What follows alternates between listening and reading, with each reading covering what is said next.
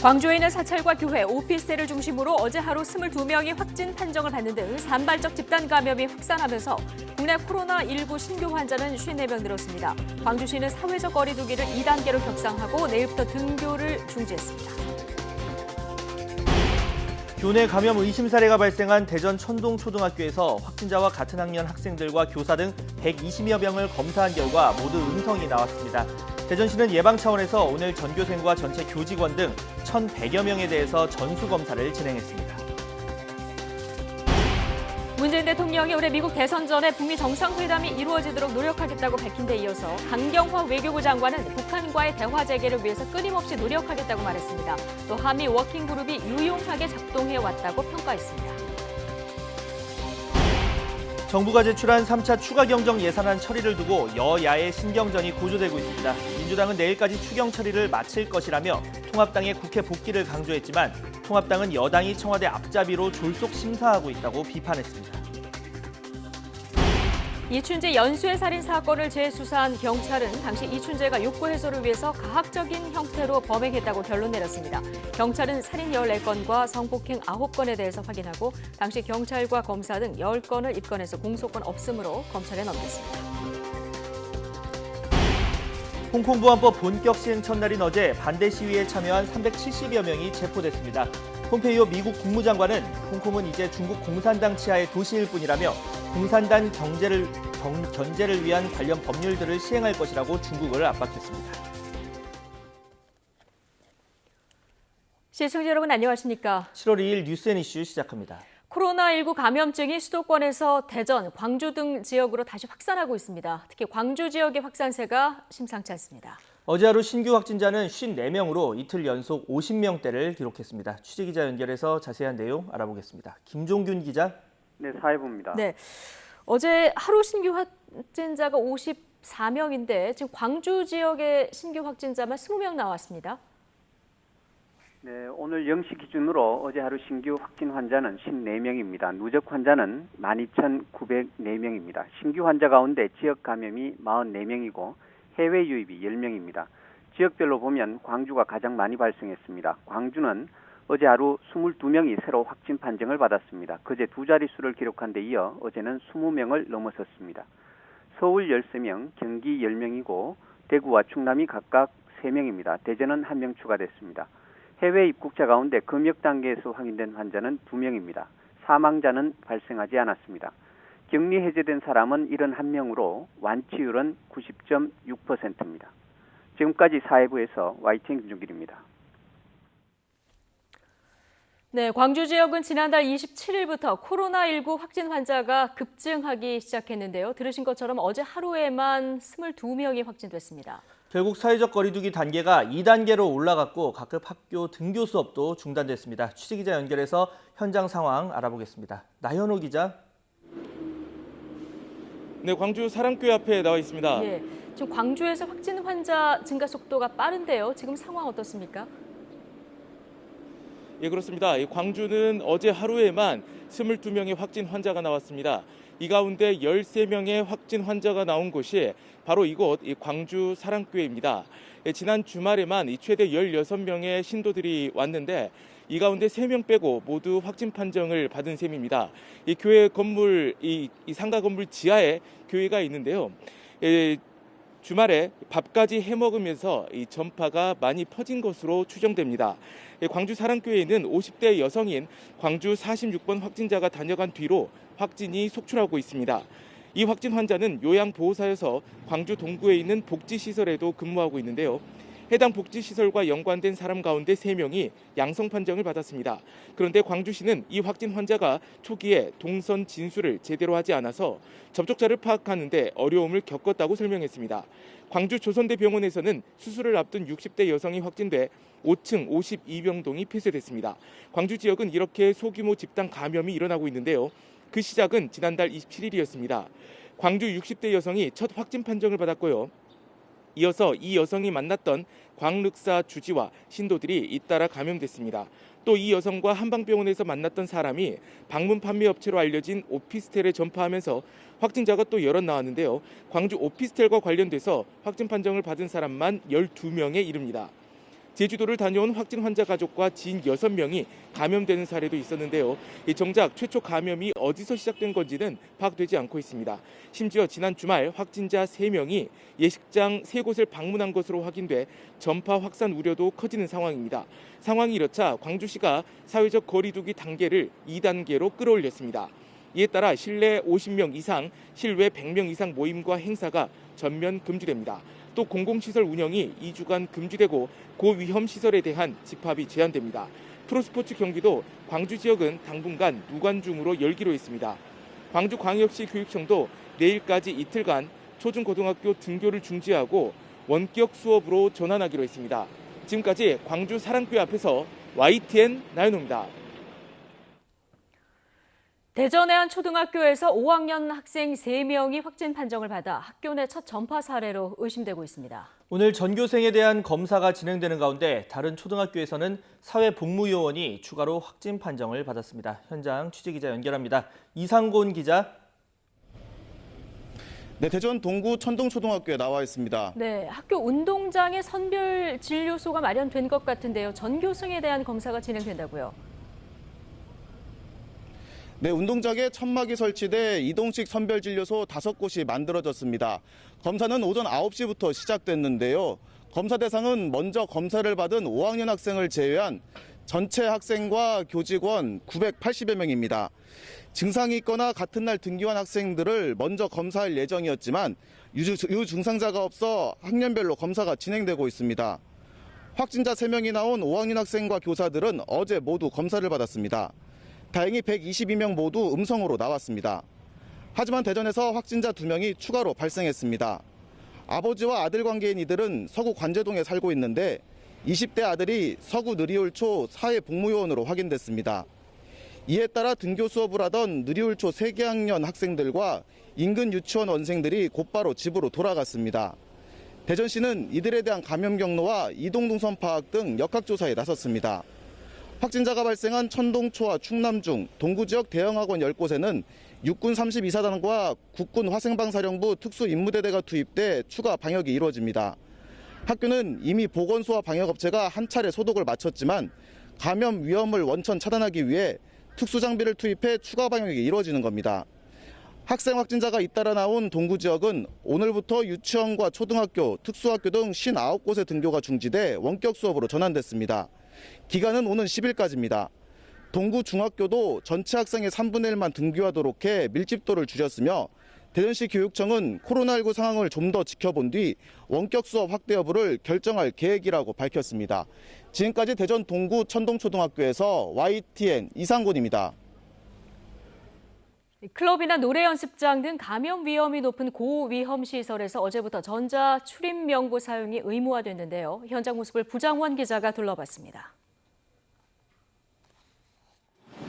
서울 홍대거리의 한 헌팅포차입니다. 입구에서부터 QR코드를 찍지 않으면 가게 안으로 들어갈 수 없습니다. 지난달 10일 도입된 전자 출입 명부 제도가 계도 기간을 거쳐 본격 시행된 겁니다. 시행 대상은 클럽이나 주점, 노래방을 비롯해 실내 운동시설과 스탠딩 공연장까지 모두 8개. 지키지 않으면 벌금 300만 원이나 영업정지까지 받을 수 있는 만큼 대부분 가게에서 잘 지켜지고 있었습니다. 이렇게 휴대전화로 QR코드를 받은 뒤 입구에서 찍어 출입 기록을 해야만 들어갈 수 있는데요. 아무래도 시행 첫날이다 보니까 이용법에 익숙지 않은 모습도 보였습니다. 들어갈 때 네이버를 켜서 로그인을 해서 QR코드를 찍어야 된다는 게 좀 불편하긴 했는데 그러니까 네이버 로그인을 매일 하는 게 아니니까 비밀번호를 까먹을 수도 있고.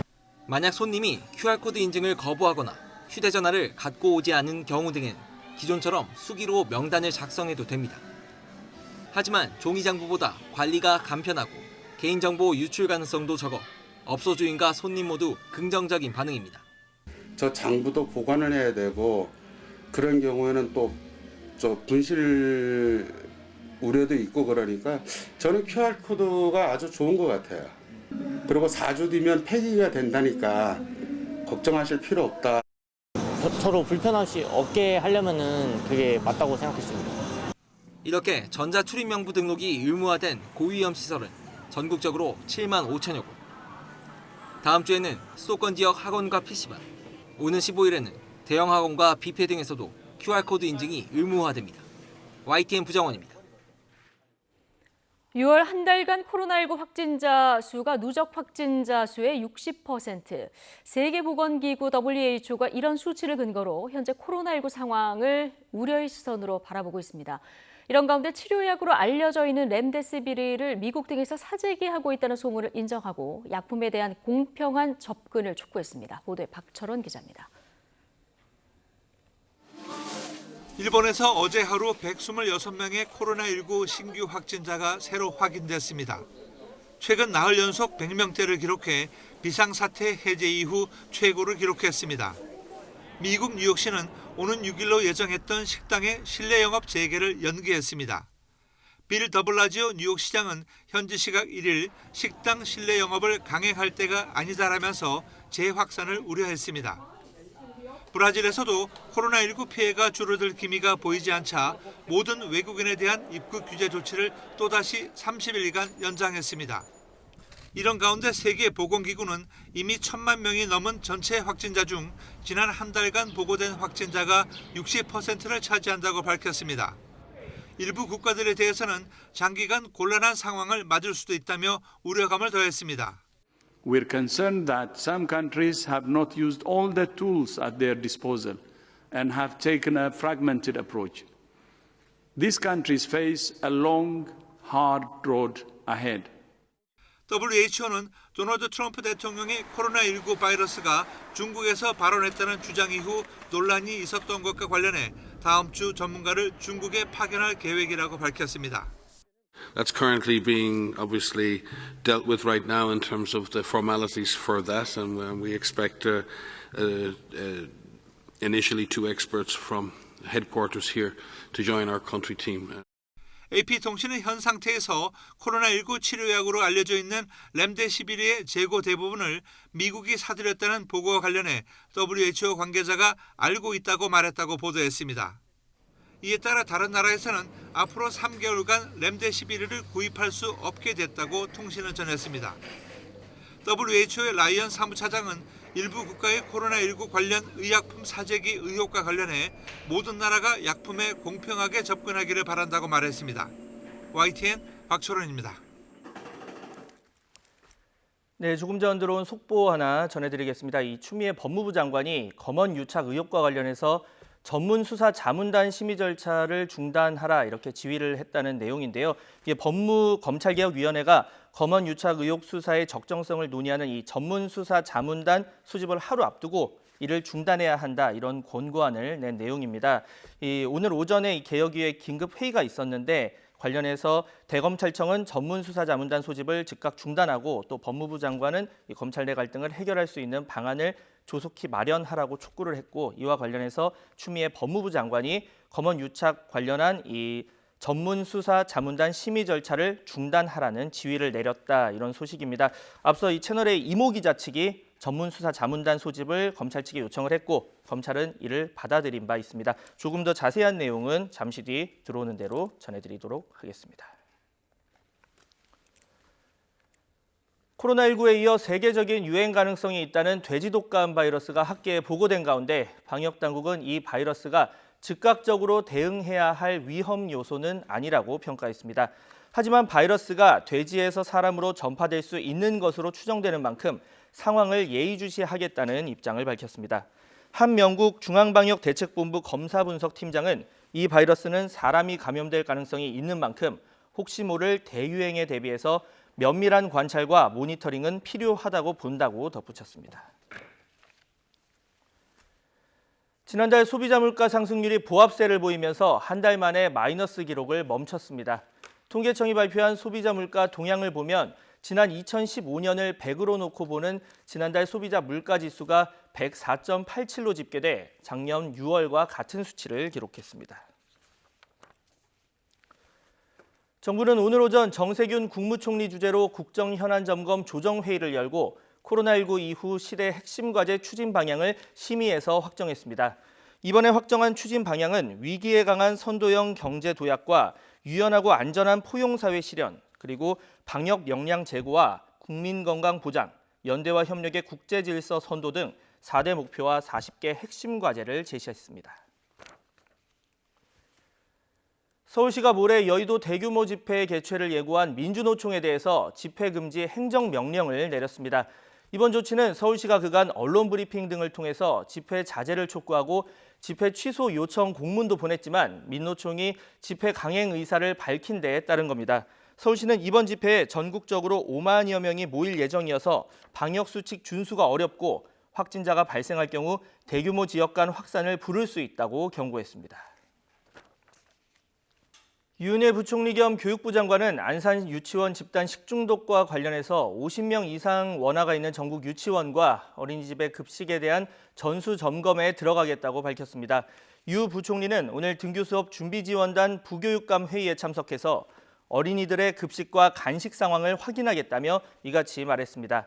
또 교육청에는 유치원과 초등학교에서 기본적인 위생관리 수칙을 철저히 준수하고 학교 급식 종사자에 대한 특별 위생, 안전 교육이 강화되도록 조치해달라고 당부했습니다. 네, 이런 가운데 부산의 한 어린이집에서 식중독 의심 환자가 다수 발생해서 보건당국이 역학조사에 나섰습니다. 부산시와 연제군은 최근 모 어린이집 원생 34명이 식중독 의심 증상을 보여서 역학조사를 벌이고 있다고 밝혔습니다. 지난달 29일 학부모가 개별적으로 보건소 등에 신고한 것으로 알려졌는데요. 보건당국은 곧바로 역학조사반을 보내서 관련 증상을 확인하고 현장 조사를 벌였습니다. 일부 원생의 검체에서는 살모넬라균이 검출됐습니다. 홍콩 보안법 본격 시행 첫날인 어제 홍콩 도심에서 수천 명이 참여한 반대 시위가 열렸습니다. 300명이 넘는 사람이 체포됐습니다. 현지 언론은 홍콩 독립 구호만 외친 사람도 홍콩 보안법 위반 혐의로 연행됐다고 전했습니다. 보도에 김형근 기자입니다. 홍콩 거리에 최루탄 연기가 자욱합니다. 경찰이 집회에 불허에도 불구하고 곳곳에서 홍콩 보안법에 반대하는 시위가 열렸습니다. 시위대는 흩어졌다 다시 모이는 게릴라식 시위를 하며 홍콩 보안법 철폐를 외쳤습니다. 係一個獨裁嘅惡法。咩叫獨裁呢？因為呢個政權呢唔係代表我哋人民嘅。點解我話佢冇權代表我哋人民呢？因為佢冇經過。 저녁으로 접어들면서 시위는 격렬해졌고 경찰의 대응도 강경해졌습니다. 최루탄에 고무탄, 물대포까지 동원해 시위대를 진압했습니다. 현지 언론은 시위 현장에서 300명이 넘는 사람이 체포됐다고 전했습니다. 이 가운데 일부에겐 홍콩 보안법 위반 혐의가 적용됐습니다. 홍콩 독립 깃발을 들었던 남성이 첫 위반 사례가 됐습니다. 체포된 사람 가운데는 15살의 어린 소녀도 있었습니다. 홍콩 명보는 홍콩 독립 구호만 외친 사람도 홍콩 보안법 위반 혐의로 연행됐다고 전했습니다. 홍콩 행정수반인 캐리람 행정장관은 보안법의 당위성을 설명하며 시위대를 향해 더 이상 시험하지 말라고 경고했습니다. I would rather not to be able to, not to arrest or prosecute anybody if everybody abides by the law. 홍콩 언론들은 시위 현장에 늘 등장하던 홍콩 독립 현수막이 이제는 불법이 됐다며 달라진 홍콩의 현실을 전했습니다. YTN 김영근입니다. 마이크 폼페이오 미국 국무장관은 홍콩은 이제 중국 공산당 치하의 한 도시일 뿐이라며 홍콩에 부여한 특별 지위를 끝내기 위한 도널드 트럼프 대통령의 지시를 계속 이행하겠다고 말했습니다. 폼페이오 장관은 브리핑에서 자유로운 홍콩은 세계에서 가장 안정적이고 번영하며 역동적인 도시 중 하나였다며 이제 그곳은 공산당이 운영하는 또 하나의 도시가 될 뿐이라고 강조했습니다. 이어 홍콩 보안법 제38조에는 미국인이 적용 대상으로 포함될 가능성이 있다고 지적하면서 이 법은 모든 국가에 대한 모욕이라고 주장했습니다. 더불어민주당은 이번 추경 예산안에 3,600억 원 규모의 청년층 지원 자금을 편성해서 내일 통과시키겠다고 밝혔습니다. 이 민주당의 졸속 심사라고 비판하면서 추경 심사에 참여하지 않고 있는 통합당은 추경 통과 뒤인 다음 주 열릴 예정 7월 임시국회에는 복귀하겠다 이런 입장을 보이고 있습니다. 자세한 국회 상황 취재기자 연결해서 알아보겠습니다. 최민기 기자. 네, 국회입니다. 네, 요즘 인천공항공사 비정규직 보안검색 직원의 정규직화 이런 관련 논의가 뜨거운데 이런 가운데 민주당이 이번 추경에 청년 예산을 더 편성하겠다 이렇게 밝혔죠. 네, 그렇습니다. 더불어민주당은 일단 내일 반드시 3차 추경안을 통과시키겠다는 입장입니다. 여기에 코로나19로 직격탄을 맞았지만 상대적으로 소외됐던 청년 지원 맞춤형 예산을 반영하겠다고 밝혔습니다. 민주당 김태년 원내대표는 정책조정회의에서 청년 취업자 수가 3월부터 하락하고 청년 세대의 신용대출 연체액도 증가했다며 이 같은 뜻을 밝혔습니다. 이를 위해 역세권 전세 임대주택 확대와 다가구 매입 임대주택 추가 공급 등 주거안정 지원 예산과 중소, 중견기업 취업 지원 예산도 늘리겠다는 방침입니다. 3,600억 원 정도의 규모가 될 것으로 보이는데요. 인천공항 정규직 전환 사태로 불거진 공정에 대한 청년층의 불만을 고려한 것으로 풀이됩니다. 조정식 정책위의장은 추경이 늦어질 경우 정책 효과가 반감될 수 있어서 내일 반드시 추경을 매듭지을 것이라며 속도전을 강조했습니다. 이런 가운데 민주당 단독 원구성에 반발해 국회 보이콧을 이어가던 통합당이 다음 주 초 복귀하기로 가닥을 잡았습니다. 주호영 원내대표는 오늘 당 비대위 회의 이후 기자들과 만나 이같이 밝히며 구체적인 복귀 날짜는 국회 상황을 보고 결정하겠다고 밝혔습니다. 또 YTN과의 통화에서는 통합당이 새로 짠 상임위원 배정 명단이 완성됐다며 다음 주 초 제출할 계획이라고도 설명했습니다.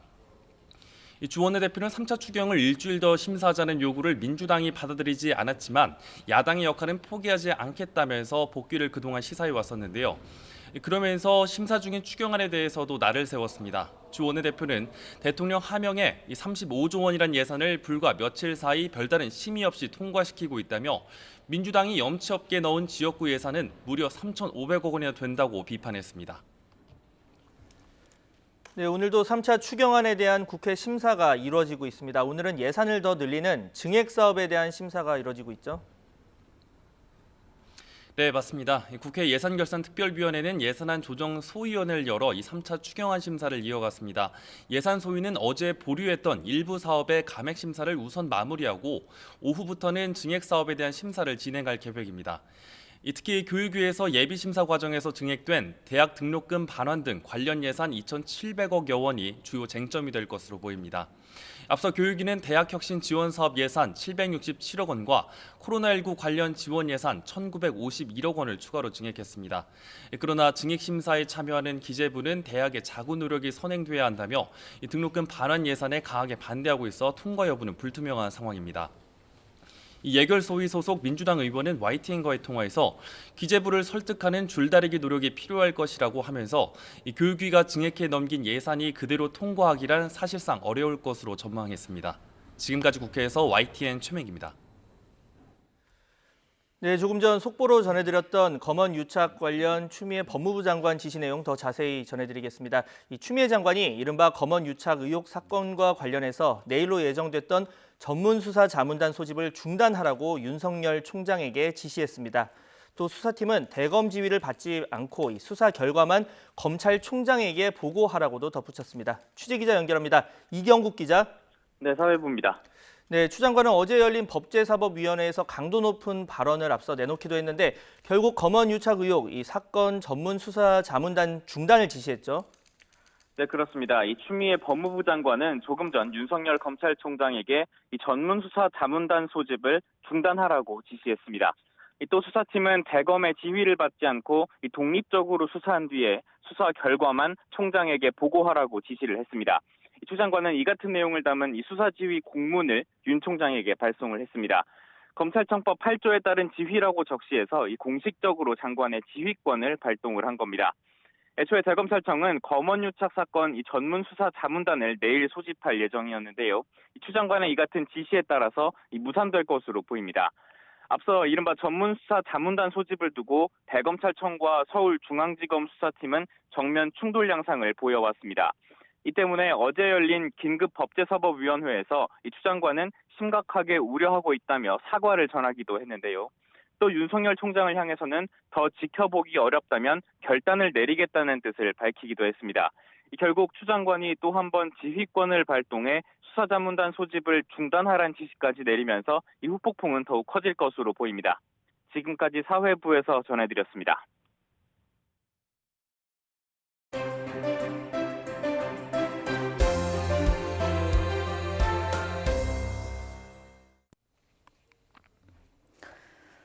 네, 어제 예정이 없었던 국회 법사위 긴급 현안 질의에 추미애 법무부 장관이 참석했죠. 추 장관은 윤 총장에 대해서 더 이상 지켜보기 어렵다면 결단하겠다며 지휘권 발동까지 시사했는데 오늘 아침 추미애 장관이 대검의 전문수사자문단 절차를 중단하라 이런 지시를 내렸습니다.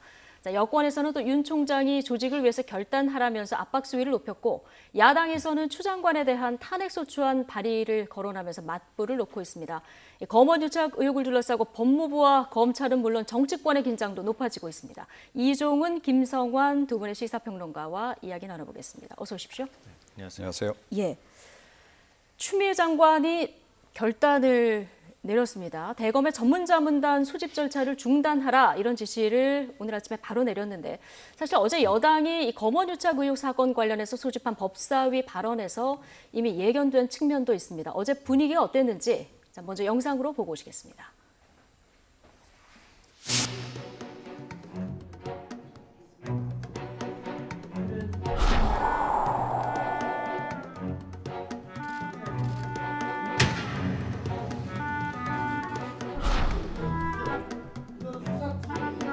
거의 이제 총장의 눈치를 볼 수밖에 없는 일선 검사들로 구성됐다 이런 보도가 나오는데 혹시 확인하셨습니까? 자꾸 중앙지검한테 명단을 안 냈으니 개문 발차하겠다 하는 것은 상당히 그 핑계가 되는 것이죠. 일방적으로 끌고 가기 위한. 지금까지는 지켜보았는데 더 이상 지켜보기 어렵다면 저도 결단할 때 결단하겠습니다.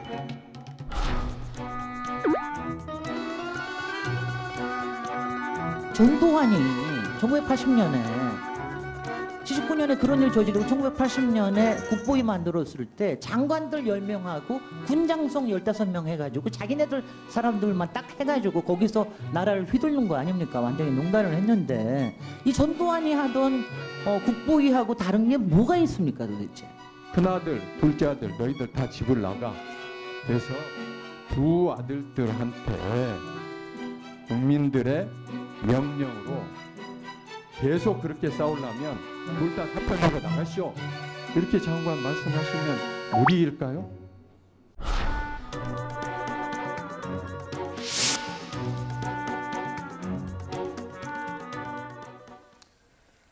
네, 어제 분위기가 이랬었는데요. 오늘 아침에 바로 추미애 장관이 이제 결단을 한 겁니다. 이게 지금 검언 유착 관련해서 전문수사자문단 구성할 건가 말 건가 여기에 대해서 지금 대검하고 그 서울중앙지검 사이에 갈등이 있었는데 추미애 장관이 오늘 아침 명확하게 지시를 내렸네요. 예. 네. 그러니까 수사권 발동이다, 지휘 발동이다 이렇게 보면 될까요? 직접적인 뭐 수사 지휘권 발동으로 보기는 좀 어려울 것 같습니다. 예. 그런데 뭐 일단은 이제 내일 원래 이제 자문단 회의가 예정이 돼 그렇죠. 있는데 하루 앞두고 일단 중단시키겠다라고 지금 나선 거예요. 네. 추미애 장관의 이번 지휘권 발동의 내용은 보면 기본적으로 절차와 관련된 부분입니다. 예. 그러니까 일단 자문단 회의 열지 말고 중단해라 하는 거 하나 있고요. 그 다음에 이제 서울중앙지검 이제 수사팀에게 제가 보기엔 사실상 특임 검사를 지명한 거나 다름없다라고 보는데, 예. 그러니까 수사 중간 과정에서 이 검찰총장의 지휘는 받지 말라는 얘기나 다름없죠. 보고하지 마라. 네. 최종 결과만 수사 결과만 이제 검찰총장에게 보고를 하라는 건데 이건 사실 특임 검사 방식이거든요. 예. 어제는 굉장히 그 특임 검사에 대해서는 신중한 반응이었었거든요. 예. 그런데 사실상 이제 특임 검사 예. 방식으로 가겠다라고 지금 이제 얘기를 하고 있는 겁니다. 그래서 뭐 이걸 뭐 구속을 해라 마라, 기소를 하라 마라 이런 식의 직접적인 뭐 수사 지휘다라고 보기는 어려운데. 절차에 대한 개입을 통해서 사실상 이제 수사를 간접적으로 지휘한 그런 결과가 아닌가 이렇게 생각을 합니다. 김성환 평론가님, 어제 분위기가 심상치는 않았는데 오늘 아침에 바로 이렇게 결단한 부분 어떻게 보십니까? 저는 법무검찰개혁위원회 그 회의 결과가 영향을 미쳤다고 생각합니다. 그동안에 이제 법무부 장관이 검찰총장을 우리 검찰청법에 보면은 지휘 감독할 수 있도록 돼 있습니다. 오로지 검찰총장만 할 수 있도록 돼 있거든요. 그러니까 그것에 따르는 지휘 감독권이 없는 것은 아니지만 예. 만약에 그렇게 해버렸을 경우에 예를 들면 과거 사례에서 봤던 것처럼 검찰총장이 그만두거나 아니면 검찰 조직 자체가 흔들릴 가능성이 있기 때문에 주저했던 측면이 있거든요. 예. 그런데 오늘 아침에 이제 그 법무검찰개혁위원회에서 지금 그 전문수사 자문단에 맡기는 것은 검찰총장의 제 식구 감싸기일 수 있다. 이런 입장을 내놨어요. 그리고 난 다음에 지금 이제 추미애 장관이 사실상의 지휘권을 발동한 것이라고 볼 수 있거든요. 예. 그러니까 법무검찰개혁위원회의 어떤 그 회의 결과가 이번에 지휘권을 발동하는 데 있어서 영향을 미쳤다 이렇게 보입니다. 예.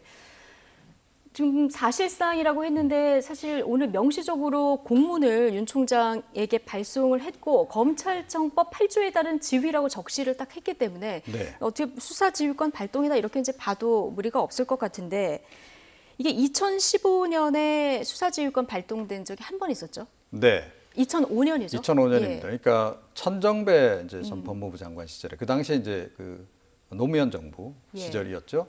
그때 이제 강정구 교수의 이제 국가보안법 이제 위반 혐의 논란과 관련해 가지고 이거를 뭐 이제 기소를 하느냐 마느냐, 뭐 예, 구속 수사할 거냐, 구속하느냐 마느냐, 불구속 이제 수사할 이런 거냐. 부분이 논란이 됐는데 예. 그 당시에 이제 불구속으로 이 수사를 해라라고 지휘를 한 적이 있습니다. 그러니까 예. 조금 전에 말씀드렸듯이 이때 천 전 장관은 명확하게 이제 직접 수사 지휘를 한 거예요. 예. 그러니까 불구속으로 해라라고 이제 얘기를 한 거고. 이번에 이제 추미애 장관 같은 경우에는 그렇게 딱 정확하게 수사 자체에 대해서 언급을 하지는 않은 예. 거죠. 그런데 사실상은 뭐 제가 보기에는 결과적으로는 이게 구속 수사로 연결될 가능성이 굉장히 높고 지금 안 그래도 서울중앙지검 수사팀에서는 이미 이제 구속영장 발부를 하겠다라고 지금 이제 얘기를 한 상태이기 때문에 그렇게 진행될 가능성이 좀 높지 않나 이렇게 생각을 합니다. 예. 대검의 반응이 궁금한데 당시 그 김종빈 검찰총장 같은 경우는 수사 지휘를 받아들이고 그다음 사퇴를 한 이런 상황이라서 지금 추미애 장관의 이런 행보는 사퇴의 어떤 압박이라고 볼 수 있는 측면이 있습니까? 근데 저는 그렇게 생각하지는 않습니다. 예. 그걸 사퇴의 신호로 받아들인 것 자체가 좀 문제가 있다고 보고요. 왜냐하면 이번 사안 자체는 이전에 논란이 많이 됐던 수사와 관련해서 특히 윤석열 검찰총장과 예. 그동안에 이제 현 정부하고의 갈등이 됐던 부분하고는 좀 성격이 다르다고 생각해요. 그러니까 지금 이 문제가 이렇게 불거졌던 거는 윤석열 검찰총장의 최측근이라고 하는 한동훈 검사장이 걸려있기 때문 아니겠습니까? 만약에 한동훈 검사장이 걸려있지 않았다고 하면은 이렇게 사안이 복잡해지지 않았을 거예요. 제가 볼 때는. 그리고 그동안에 윤석열 검찰총장이 일관되게 유지해왔던 방침이나 기조가 뭐였습니까? 수사를 제일 잘하는 수사팀에서 결정하면 그걸 존중해야 한다는 거 아니겠어요? 그래서 울산시장 선거 개입 사건이나 이런 것도 서울중앙지검 수사팀에서 수사해서 기소의견으로 수사보고서 제출하니까 이성윤 서울중앙지검장이 결재 안 했잖아요. 그러니까 본인이 직접 기소하도록 시켰어요. 수사팀에 힘을 실어준 거거든요. 근데 이번에도 역시 마찬가지로 서울중앙지검 수사팀에서 그 한동훈 검사장 피의자 신분으로 전환하고 채널A 기자 구속영장 발부해야 됩니다. 청구해야 됩니다라고 얘기를 하는 상황이었단 말이에요. 근데 그거 틀어막고 난 다음에 전문수사 자문단에 넘기겠다고 얘기를 했고 나의 측근이니까 대검의 차부장들로 구성되어 있는 5명으로 수사협의체를 만들어서 거기서 그러면 알아서 결정해라 이렇게 얘기해놓고 난 다음에 거기서도 수사팀하고 비슷한 의견이 나오니까 그것도 건너뛰고 총장이 직접 전문수사 자문단을 구성하려고 시도했다는 것 자체가 절차상으로 대단히 오해를 받을 소지가 있었던 사안이다 이렇게 보입니다. 예. 그리고 법무부 장관의 수사 지휘와 관련해서 뭐 과거에는 그런 얘기에 대해서 그렇게 얘기를 했죠. 방금 전에 말씀하셨던 것처럼 총장을 그만두라고 얘기하는 신호라고 얘기를 할 수도 있는데 신호라기보다는 사실 그렇게 뭐 관행적으로 검찰총장이 그거에 네. 저항해서 아니면 예. 반발해서 그만둔 사례들이 있었기 때문에 이렇게 얘기를 하는데요. 예. 그것도 사실 한 차례 있었던 겁니다. 근데 역으로 한번 좀 생각해 봤으면 좋겠어요. 그동안에 그럼 법무부 장관이 검찰에 대해서 이 은밀하게 사실상 수사 지휘 안 했습니까? 이전 정부 때 한 적 한 번도 없나요? 황교안 법무부 장관 시절에 국정원장 기소하려고 하니까 그거 하지 말도록 결재 못하게 하는 이런 일도 있었어요. 그러니까 그런 것처럼 예. 우리가 겉으로 드러나 보이지 않았지만 사실상의 수사지휘나 법무부의 통제를 받아왔던 시절도 있다. 근데 차라리 할 거면 이렇게 공개적으로 법적 절차에 맞게 수사지휘를 하는 것이 그것이 합당한 방법이다라고 저는 생각합니다. 예. 자, 아직 대검 반응은 안 나왔는데 윤석열 검찰총장은 전문수사자문단 그 소집 철회 이거 받고 이대로 그냥 끝날까요? 이 예상을 어떻게 하십니까, 행보를? 받아들일 수도 있죠. 예. 그건 뭐 이제 지켜봐야 됩니다. 그리고 이제 받아들이라고 사실은 이제 추미애 장관도 이게 법 규정에 따른 그렇죠. 합법적인 예. 이제 권한 행사다라고 이제 명시를 한 거나 다름이 없고, 그래서 뭐 그야말로 추 장관의 결정이 좀 극적이었듯이 지금 뭐 윤석열 총장도 좀 극적인 선택을 할 가능성은 없지 않아 있다라고 생각을 좀 하고요. 예. 그건 좀 지켜봐야 된다. 다만 이제 이번 사안과 관련해서 과연 이렇게까지 이렇게 서로 양쪽에서 과중하게 이렇게 화력을 집중할 만한 사안인지는 잘 모르겠어요, 사실은. 예. 그러니까 윤석열 총장 같은 경우에는 뭐 이런 생각을 하는 것 같습니다. 그러니까 한동훈 지금 연구부장 같은 경우에 이미 이번에 이제 인사불이익을 봤다는 거죠. 조직의 차원에서 보자면. 사안 자체로 볼 때 이게 뭐 비리 사건이라든가 뭐 뇌물을 받았다라든가 이런 이제 과거 뭐 진경준 검사장 사건이라든가 이런 거하고는 좀 결이 다르다라는 거죠. 그런 그 혐의의 위중성으로 볼 때 뭐 이렇게까지 과도하게 서울중앙지검에서 뭐 구속 수사하고 할 필요가 있느냐라는 판단을 이제 한 거고, 그래서 인사상의 불이익 정도면 충분하다라고 판단을 했기 때문에 그게 이제 과하기 때문에 이제 그걸 좀 저지시키겠다 이런 생각이 좀 있는 것 같긴 해요. 예. 그럼에도 불구하고 수단 자체가 조금 좀 화력이 좀 과한 건 좀 맞죠. 예. 그러니까 수사 자문단까지 과연 동원했어야 되는가 이런 부분이 있는 거고.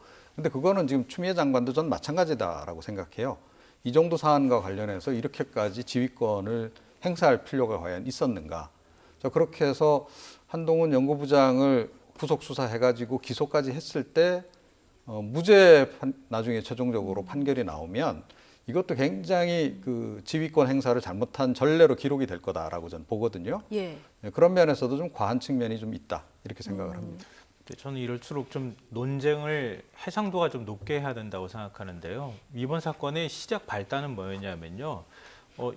저 검은 유착에 관한 의혹이 제기가 됐어요, 이미. 언론 보도를 통해서 제기가 됐고, 그리고 언론이 이른바 검사장을 끼고 그게 이제 어느 정도 사실인지는 앞으로 더 확인을 해봐야 되겠지만, 이른바 지금 감옥에 있는 사람의 대리인이라고 하는 사람한테 당신의 뭐 앞으로 수사라든가 당신의 신병과 관련해서 좀 도움을 줄 테니까 지금 유력 정치인, 뭐 정치인이 아닐 수도 있겠지만 유시민 이사장과 관련돼 있는 비위 혐의를 달라, 이런 식으로 얘기한 거 아닙니까? 대단히 위중한 사건이에요. 사실 언론으로서도 이게 사실로 드러나면 정말 치욕스러운 사건이기도 하고요. 그래서 대검에서 대검 감찰하겠다 이렇게 나왔어요. 그러니까 감찰을 못하게 합니다. 그리고 대검이 아니라 법무부 감찰하겠다고 하니까 대검이 그냥 가지고 가가지고 인권부에다가 갖다 줘요. 대검 감찰부에서 하라 그랬는데 인권부로 가져갑니다. 그 윤석열 검찰총장의 지시예요. 그러니까 제대로 감찰도 못하게 합니다. 그리고 난 다음에 수사 들어가니까 수사도 제대로 못하게 합니다. 그리고 자신의 측근과 관련되어 있는 문제 아닙니까? 라고 해서 검찰 내부에서 아래에서부터 반발의 목소리가 나와요. 그러니까 차라리 그러면 대검 차장 부장들이 당신들이 수사협의체 만들어서 거기서 결정하면 내가 따르겠어. 이렇게 얘기를 했는데 수사팀 의견하고 비슷하게 나오니까 그것도 하지 마. 전문수사 자문단한테 맡겨. 근데 전문수사 자문단도 자기랑 가까운 검사들로 구성해. 이게 측근보호하기 아니면요, 감싸기 아니면 뭐냐는 거예요. 근데 이런 문제에 있어서 문제 제기를 하는 것은 어찌 보면 지극히 당연하다는 겁니다. 그러니까 논쟁 자체가 이게 억지로 윤석열 검찰총장을 마치 뭐 찍어내려고 한다거나 아니면 문제 제기를 해가지고 코너로 몰기 위해서 시작된 논쟁이 아니라 오히려 윤석열 검찰총장 스스로 코너로 좀 몰리고 있는 상황이 됐다. 이렇게 보이고요. 수사지휘권이든 지휘권 발동하는 문제에 있어서도 지금 그 검찰청법 8조를 보면은 일반적인 사무에 대해서는 일반 검사들까지 지휘할 수 있지만 구체적인 사건에 대해서는 검찰총장만을 지휘 감독한다 이렇게 되어 있습니다. 근데 지금 추미애 법무부 장관이 그냥 수사하지 마라, 구속하지 마라 이렇게 지시한 게 아니잖아요. 네. 전문수사 자문단을 구성하는 것을 하지 마라 이렇게 지시를 한 것이고요. 나머지는 수사해서 거기에 따른 것은 직보해라 이렇게 지금 바꾼 거예요. 그러니까 수사와 관련되어 있는 문제를 직접적으로 언급한 것은 아니다라는 말씀드립니다. 이 전문수사자문단을 소집하는 게 맞냐 안 맞냐 이 논란이 지금 강요미수 혐의를 어떻게 해석하는 여기에 대해서도 좀 시각이 좀 갈리고 있는 것 같아요. 중간에 제3자가 끼어 있기 때문에 이게 법리적으로 명확해 보인다, 또 아닌다 이런 의견이 또 반반 나뉘고 있어가지고. 네, 그러니까 설령 강요 미수죄. 네. 그러니까 지금 서울중앙지검 이제 수사팀이 한동훈 연구부장에게 지금 이제 적용하려고 하는 혐의가 이제 그 혐의인데 과연 그 혐의로 이거를 구속을 할 사안이냐 하는 거예요, 일단은. 예. 그러니까 뭐 통상적으로 지금 전문가들, 그 법률 전문가들 얘기는 이런 거 가지고 구속할 만한 사안이 아니고, 그러니까 뭐 예를 들어 그러니까 이게 법률적으로 굉장히 명확하다는 사람도 있고 네. 해석이 굉장히 어렵다는 사람도 있어서요. 그렇죠. 예. 그리고 이제 이 혐의 자체가 이때까지 이 혐의로 그렇게 중형을 선고받은 사람이 있냐는 거예요. 없다는 겁니다, 실제로. 그리고 이제 이 실형 선고가 나오는 경우도 거의 없고 그런 이제 사안이에요. 그래서 제가 보기에는 윤석열 총장 입장에서 보자면 이건 그렇게 큰 사안도 아닌데 이걸 가지고 구속까지 이거는 좀 과하다라는 생각을 하는 거라고 저는 일단 보는 거고요. 자, 그런데 전체적으로 보면 저는 지금 이번에도 윤석열 검찰총장이 확실히 본인도 인정했듯이 정무 판단은 좀 잘 안 되시는 분이구나 이런 생각이 좀 들어요. 예. 그러니까 정무 감각이 있다면 이렇게 지금 이제 스스로 약간 외통수로 좀 이렇게 몰려가는 그런 식으로 일을 처리하진 않았을 거예요. 그리고 추미애 장관하고 이렇게까지 이렇게 대립하는 이런 식으로도 안 갔겠죠. 적당히 타협하고 아마 넘어갔을 텐데 이것도 이제 그 윤석열 검찰총장의 일종의 그러니까 이제 뭐 본인의 어떤 그 원리 원칙주의 이것 때문에 이제 이렇게 된 거다라고 저는 이제 보고요. 나중에 이게 이제 뭐 제가 보기에는 얼마 지나지 않아서 다 이제 결론이 나올 거다라고 봐요. 그러니까 서울중앙지검 수사팀에서 설령 이제 구속영장 발부받아서 그게 이제 법원에서 과연 그게 인정이 될지도 좀 사실은 의문이고 설령 인정돼 가지고 구속 수사를 한다 하더라도 이게 과연 기소까지 갈 수 있을지도 지금 여전히 불확실한 상황이에요. 제가 보기에는 그 기자 뭐 관련해서는 그동안 보도가 많이 나왔습니다만 그 기자는 뭔가 약간 의도를 가지고 그렇게 약간 조작을 좀 하려고 했던 그런 측면이 분명히 좀 있는 것 같은데 과연 이 검사가 그와 관련해서 그렇게 하도록 허락을 했을까? 그건 상식적으로 약간 좀 안 맞는 좀 그런 측면도 없지 않아 있어요. 그래서 이거는 조금 더 지켜봐야 되는데 제가 보기엔 전체적으로 하여튼 너무 이게 좀 과하다.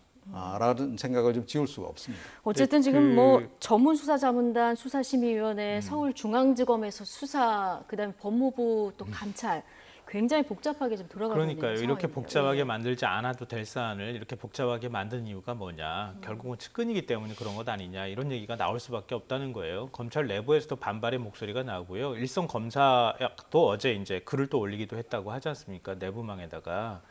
근데 지금 뭐 강요미수 혐의가 적용이 될지 나중에 가서 유죄 판결을 받을지 안 받을지 문제를 떠나서 일단 검사들이 제일 법의 전문가라고 할 수 있잖아요. 그러니까 수사협의체에 차장검사와 부장검사, 대검 소속에 그래서 5명이 들어갔다는 거 아닙니까? 들어가고 거기에서 일종의 이른바 레드팀을 만들었다는 거잖아요. 그러니까 강요미수 혐의가 적용이 안 된다라고 주장하는 가상의 적군팀을 만들어서 서로 간에 그 안에서 치열하게 논쟁을 했다는 겁니다. 그러니까 우리는 잘 모르겠지만 수사팀이 어느 정도의 증거를 확보했는지도 거기는 아마 다 알고 있었을 거예요. 그렇게 하고 난 다음에 마지막에 사실상 투표까지 했다는 거예요. 투표까지 했는데 강요미수 혐의 적용할 수 있다 명백하게 밝힌 사람이 2, 그리고 유보 입장이 3이었다고 해요. 근데 그 유보 입장도 레드팀과 같이 토론을 하고 난 다음에 일단은 유보한다 이런 입장이었기 때문에 사실상 수사팀의 의견에 손을 들어줬다고도 볼 수 있다고 해석을 하고 있습니다. 그러면은 강요미수 혐의를 적용하는 것이 일단 맞다고 본 거예요. 그러니까 대검에서 판단할 때.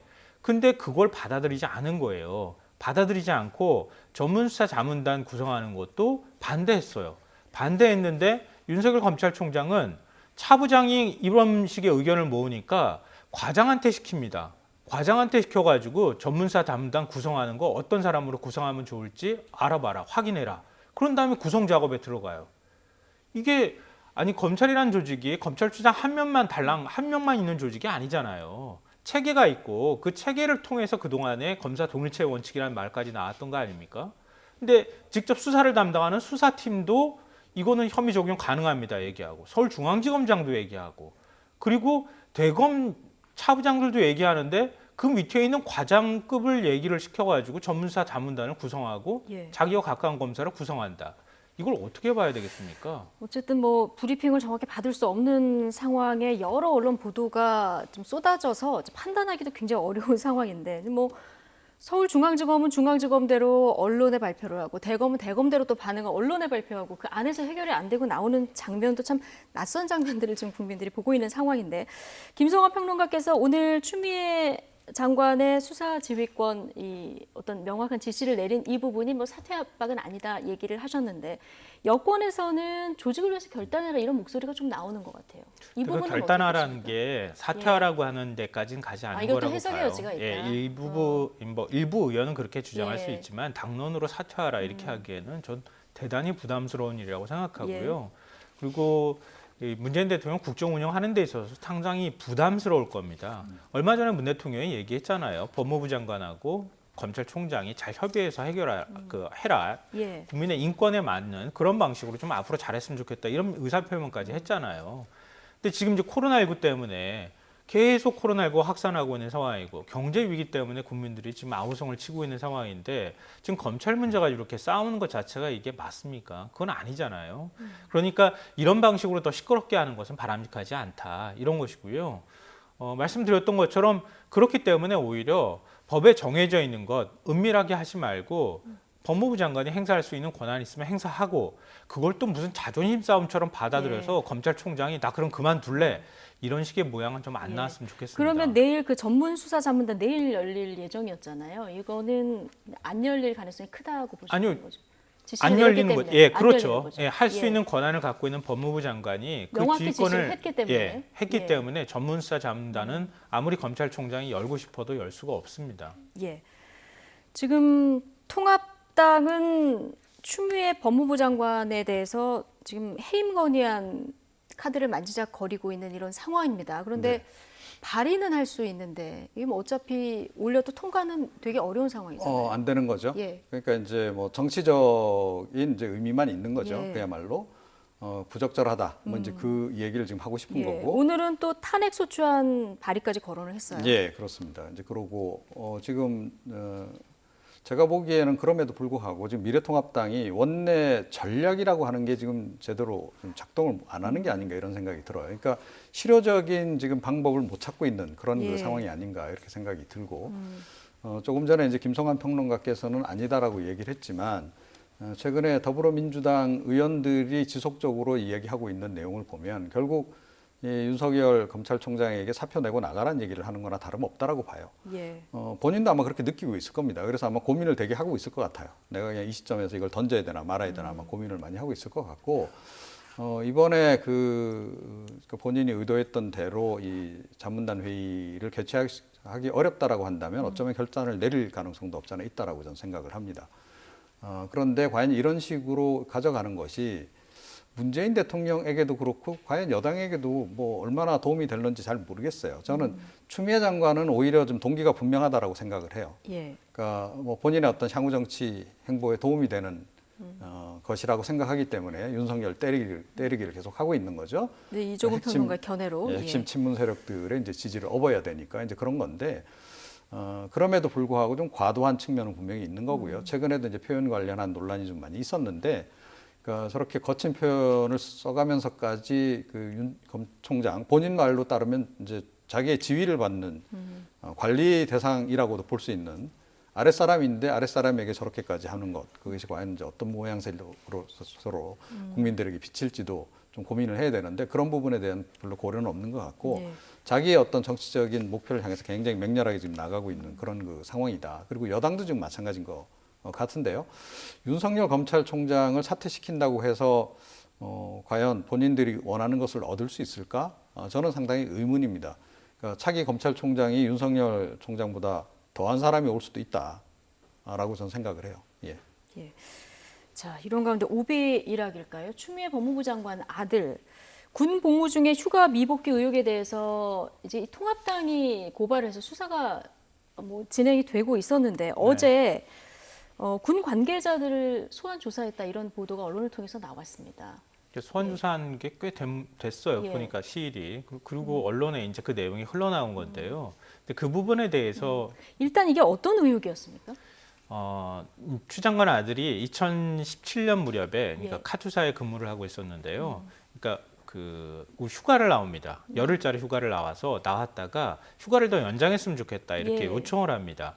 요청을 하는데 그게 잘 받아들여지지 않았다는 거예요. 그러니까 나중에 당시 추미애 그 민주당 대표가 그 카투사 부대로 전화를 해서 그 부대의 상황실 대위가 내려와서 그걸 승인하도록 했다. 이게 이제 그동안에 제기됐던 의혹의 핵심이고요. 추미애 장관은 내가 전화한 바는 없다 이렇게 얘기를 했고요. 예. 그리고 당시 아들이 아파서 오히려 휴가를 조금 더 연장해 줬으면 좋겠다고 얘기를 했는데 그게 부대 내에서 의사소통이 제대로 되지 않아서 벌어진 일이다 이렇게 지금 얘기를 하고 있는 상황입니다. 근데 그거에 대해서 검찰 고발이 들어가니까 검찰이 이제 수사를 서울 동부지검인가요? 수사를 하고 있는 상황이라고 하는데, 그러니까 추미애 장관의 발언의 핵심은 그거예요. 그러니까 지금 수사 중인 사안이잖아요. 수사 중인 사안이고 이렇게 미묘한 시점에 그 당시에 아들과 함께 근무를 했다고 하는 그 부대원을 참고인 신분으로 조사해서 그 사람이 어떻게 얘기했다더라. 나는 그걸 되게 이례적으로 받아들였다. 이런 내용까지 언론에 흘렸다는 겁니다. 이게 일종의 망신주기거나 모욕주기에 가까운 것이고 이런 방식으로 수사 내용을 일부러 흘리는 게 맞는 것이냐. 예. 이 부분에 대해서 상당히 불쾌해하는 것 같습니다. 예. 어제 지금 말씀하셨으니까 이것도 역시 법사위 긴급 현안 질의 중에 나왔었던 건데 검찰 수사 상황 언론 보도에 대해서 정말 검언유착이 심각하구나. 자, 이런 말을 했는데 이 발언 잠깐 듣고 오시죠. 정말 검언유착이 심각하구나. 또 한 번 저는 감탄하고 있습니다. 이다지 또 법무부 장관에 대해서도 검언유착으로 제가 보호하고 싶은 아들의 그 신병까지도 이렇게 낱낱이 다 밝히는데 참 대단하다 감탄하고 있는 그런 참 경이로운 세상에 살고 있다 생각하는데요. 사실은 제가 이렇게 낱낱이 얘기하면 또 수사의 가이드라인을 제시한다라고 할까 봐 더 이상은 얘기하지 않겠습니다만 아이는 굉장히 사실은 많이 화가 나고 사실 굉장히 슬퍼하고 눈물을 흘리고 있습니다. 더 이상 건드리지 말아 주셨으면 좋겠고요. 아까 이 시점에 군 관계자 소환 시점이 좀 미묘하다 이런 얘기는 해주셨는데 어쨌든 검언유착이 심각하다, 매우 경이로운 세상에 살고 있다. 그리고 마지막에 더 이상 건드리지 말아주셨으면 좋겠다 이 발언까지 듣고 왔습니다. 어떻게 들으셨습니까? 서울 동부지검에서 지금 수사를 하고 있는데 수사팀에서 자기 아들 관련한 내용을 언론에 흘렸다라고 지금 거의 단정하시는 것 같아요. 그런데 그게 맞는지 아닌지는 모르죠. 그러니까 언론이 어떤 취재원으로부터 취재를 해서 했는지 지금 밝혀진 게 없습니다. 저건 너무 좀 속단일이다라고 저는 생각을 하고 굉장히 위험한 발언이다라고 저는 보고요. 그리고 추미애 장관도 어찌됐건 지금 이 정권에서 굉장히 중요한 인물 아닙니까? 그죠? 중요한 역할을 하고 있고 또 지금 논란의 대상이 되고 있고 당연히 그 언론사들은 이 장관의 주변 상황에 대해서도 관심을 가질 수밖에 없고 그와 관련해서 뭔가 의혹이 불거지면 보도하는 건 당연한 거 아니겠습니까? 오히려 사실 과거 같았으면 지금 뭐 이런 수사가 진행됐다거나 하면 그와 관련한 내용이 좀 더 지금보다 자세하게 알려졌을 가능성이 훨씬 더 높죠. 그런데 꽤나 지금 오랜 기간 동안에 지금 덮여 있었던 건데 최근에 이제 본격적으로 이제 관련자들 수사에 들어가면서 지금 그제서야 알려지고 있는 그런 상황이다. 오히려 국민의 알 권리가 제가 보기엔 과거에 비해서 훨씬 지금 충족이 안 되고 있다. 이 점을 좀 지적 안 드릴 수가 없고요. 자, 이제 추 장관 아들 문제와 관련해서 추 장관은 이렇게 생각하는 것 같아요. 그러니까 윤석열 검찰총장이 서울 동부지검 수사팀에 지시를 내려서 이게 지금 미묘한 시기에 지금 일부러 지금 이 수사에 착수한 거 아니냐. 이런 의심을 좀 꽤나 가지고 있는 것 같은데 진보 진영에서도 마찬가지고요. 그럼 서울 동부지검 수사팀이 윤석열 검찰총장의 수사 지휘를 받아서 이렇게 했다라는 이제 그 전제 자체가 과연 말이 되느냐. 이게 법조계 내에서 지금 나오고 있는 얘기예요. 그러니까 최근에 전반적인 어떤 검찰 내부의 상황으로 볼 때 윤석열 총장에 대해서 지금 뭐 정부 여당에서 저렇게 압박을 가하고 있고 추미애 장관이 저렇게 압박을 가하고 있고 그런 상황에서 밑에 수사하는 수사팀 검사들이 윤 총장 말을 이렇게 듣고 움직이겠느냐. 눈치 보고 있을 가능성이 훨씬 더 높죠. 그렇기 때문에 이 말 자체가 좀 성립이 안 된다. 이 전제 자체가. 그런 지적도 꽤나 지금 나오고 있어요. 제가 보기에도 윤 총장이 내가 지금 이제 추미애 장관하고 이렇게 지금 이제 갈등 관계에 있는데 추 장관에게 뭔가 타격을 입히기 위해서는 이 아들 건 이거 수사해야 되니까 수사해. 이렇게 과연 지시했을까? 그것도 굉장히 정무적인 판단을 했다라는 얘기인데 과연 그랬을까? 저는 그럴 가능성은 별로 없다 이렇게 알겠습니다. 생각합니다. 수사 상황을 좀 보고요. 이 이야기는 이쯤에서 좀 정리하고 다음에 부동산 관련 얘기 좀 해보겠습니다. 어제요, 김현미 장관 거짓말, 이게 실시간 검색어를 장악했거든요. 이거 어떻게 된 일입니까? 그 김현미 장관이 한 라디오 인터뷰에서 6.27 이전에 분양받은 주택의 경우에는, 그러니까 아파트의 경우에는 이번 조치에 적용 대상에서 배제가 된다, 적용을 받지 않는다 이렇게 얘기를 했다는 거예요. 근데 국토부하고 금융위 금감원에서 이 보도자료 배포한 걸 보니까 적용은 안 된다고 하지만 중도금에 관한 부분은 중도금 대출을 받은 범위 내에서 적용이 될 수 있다는 식의 내용이 들어가 있다. 이거는 이렇게 밝힌 것은 아니고요. 네. 인터넷 그 카페나 이런 것들 사이에서 지금 이제 아파트를 분양받은 사람의 경우에 그러니까 이미 제도 시행, 그러니까 6.17 발표하기 전에 아파트를 분양받은 사람들 경우에는 중도금을 내거나 아니면 잔금을 내야 되는 상황이잖아요. 거기에까지 규제가 적용이 된다고 하면은 우리가 대출을 더 받지 못하는 거 아니냐, 이제 이런 식의 생각을 하면서 김현미 국토부 장관이 거짓말을 한 것이다, 이렇게 얘기가 반발했던 거예요. 그래서 그 단어를 올린 겁니까? 이렇게 네. 실시간 검색어로? 그러니까 그들이 그렇죠. 그렇게 해가지고 아파트를 분양받은 사람들이 그 단어를 만들어서 계속 이제 검색을 하고 이렇게 하는 과정이 있었을 거고요. 또 하나는 그렇게 해서 반발한다고 하는 것을 언론이 보도하기 시작하면서 그 단어를 오히려 더 검색 키워드를 상위에 올려놓는 그런 역할도 저는 했다고 생각합니다. 그러니까 팩트 체크를 해서 정리를 해보면 6.27 부동산 대책 나오기 이전에 계약하신 분들까지는 괜찮은 이런 맞습니다. 상황이 맞다는 거죠? 그러니까 다시 이제 논란이 되고 난 다음에 다시 보도 해명 자료를 냈어요. 보도 해명 자료를 냈는데 무주택자인 경우에 아파트를 분양받았을 경우에는 이번에 기존과 동일한 기준이 적용이 되는 것이다. 그러니까 새롭게 강화된 기준을 적용하는 것은 아니다. 이렇게 밝혔습니다. 밝히고 2주택 이상이거나 그런 경우에는 여기에 이 새로운 기준에 적용이 된다라고 다시 해명 자료를 통해서 밝혔습니다. 그러니까 거짓말했다고 하기는 어려운데 문제는 뭐 인터넷에 있는 여론이 언론으로 한번 가서 언론에서 이게 거짓말이라고 하는 키워드가 돈다고 보도를 하고 그러고 나면 다시 또 검색 키워드가 올라가는 이런 악순환이 반복된 거 아닌가 생각합니다. 어떤 이런 현상이 이제 집값 상승에 대한 불안한 마음, 또 박탈감 이런 데서부터 이제 출발하지 않았나 싶은데 그도 그럴 것이 지금 전세 상승률이 심상치가 않아요. 지금 KB 국민은행 조사한 걸 보면 전세 수급 지수를 좀 보면 이게 2019년 6월에 119.3이었는데요. 2020년에 173.5. 이게 100을 넘어갈수록 전세 부족이 심각하다는 이런 의미인데요. 예, 그렇습니다. 그러니까 뭐 이거는 뭐 최근에도 뭐 갭 투자 논란 과정에서도 이제 얘기가 나오기도 했고 한데 전세 수요는 지금 꾸준히 늘고 있어요. 이제 그런 상태에서 지금 주택 거래는 지금 묶여 있는 그런 그 상황인 거죠. 자, 그렇게 되면 이제 이렇게 전세 물량은 한정이 돼 있고 또 이렇게 거래도 원활하지 않고 그러면 당연히 전세값은 오를 수밖에 없는 그런 상황이 되는 거죠. 지금 이제 그래서 이와 관련해서 정부의 정책이 자꾸 지금 역작용을 빚고 있다. 이제 그런 지적도 그래서 지금 나오는 이제 그런 그 상황인 거고요. 그러니까 이번에 이제 논란 부분 조금 전에도 이제 이야기됐던 그런 그 논란이 왜 자꾸 좀 유발이 되느냐 하면 부동산 정책이 너무 자주 나와요. 그러니까 소소하게 또 너무 자주 변경이 돼요. 뭘 자꾸 또 포함시키고 지금 그러지 않습니까? 이쪽에서 이제 거품이 풍선 효과가 나면 거기 또 규제하러 들어가고 계속 그러다 보니까 제가 보기에는 김현미 장관조차도 이 정책이 전체적으로 어떻게 지금 결과적으로 지금 설계가 됐는지를 아마 잘 모를지도 모른다라는 생각이 있고요.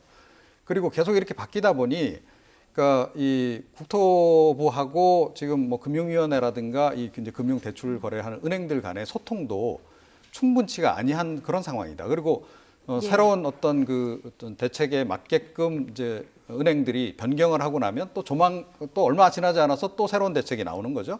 그럼 또 바꿔야 돼요. 그 과정에서 아마 실무자들도 굉장히 혼선을 빚고 있을 거다라고 좀 봅니다. 자, 그러다 보면 실무자들이 그러니까 이 실수요자들에게 정확한 정보를 주기가 어려울 수 있어요. 저도 잘 모르겠는데요. 좀 알아보겠습니다. 이런 식이 이제 반복될 가능성이 지금 굉장히 높은 거고 실제로 그런 것들이 조금씩 있다 그래요. 그러다 보면 그러니까 이 국민들 입장에서는 부동산 대책에 대해서 굉장히 그야말로 좀 이제 불신을 가질 수밖에 없는 그런 상황이다. 그래서 무엇보다 지금 전체적으로 이 부동산 대책과 관련해서 한번 종합 정리판을 한번 제대로 좀 내놓을 필요도 있고 이걸 정확하게 금융기관들하고도 소통을 해서 지금 현장에서 대출 현장에서 좀 혼선이 빚어지지 않도록 좀 하는 것들이 필요하지 않나 이렇게 생각합니다. 네, 정부도 여러 가지 세부 대책들 뭐 고민을 하고 있을 텐데 일단 지금 부동산 값이 이렇게 오르는 중요한 원인 중에 하나를 다주택자들의 투기 수요 이걸 주 원인으로 지금 보고 있는 상황인데요. 올해 재산을 신고한 청와대 비서관급 이상 고위공직자 가운데 18명이 다주택자라는 경실련의 조사 발표가 있었습니다. 경실련 어제 청와대 앞에서 다주택 보유 참모들을 즉시 교체하라고 촉구하는 집회를 열었는데요. 김상조 정책실장도 어제 한 인터뷰에서 청와대 참모 다주택자와 관련한 입장을 밝혔습니다. 함께 듣고 오시겠습니다. 문재인 대통령이 진정 집값을 안정시키겠다는 의지가 있다면 우선 다주택 보유로 불로소득을 챙기는 다주택 보유 공직자들부터 즉각 교체해야 한다.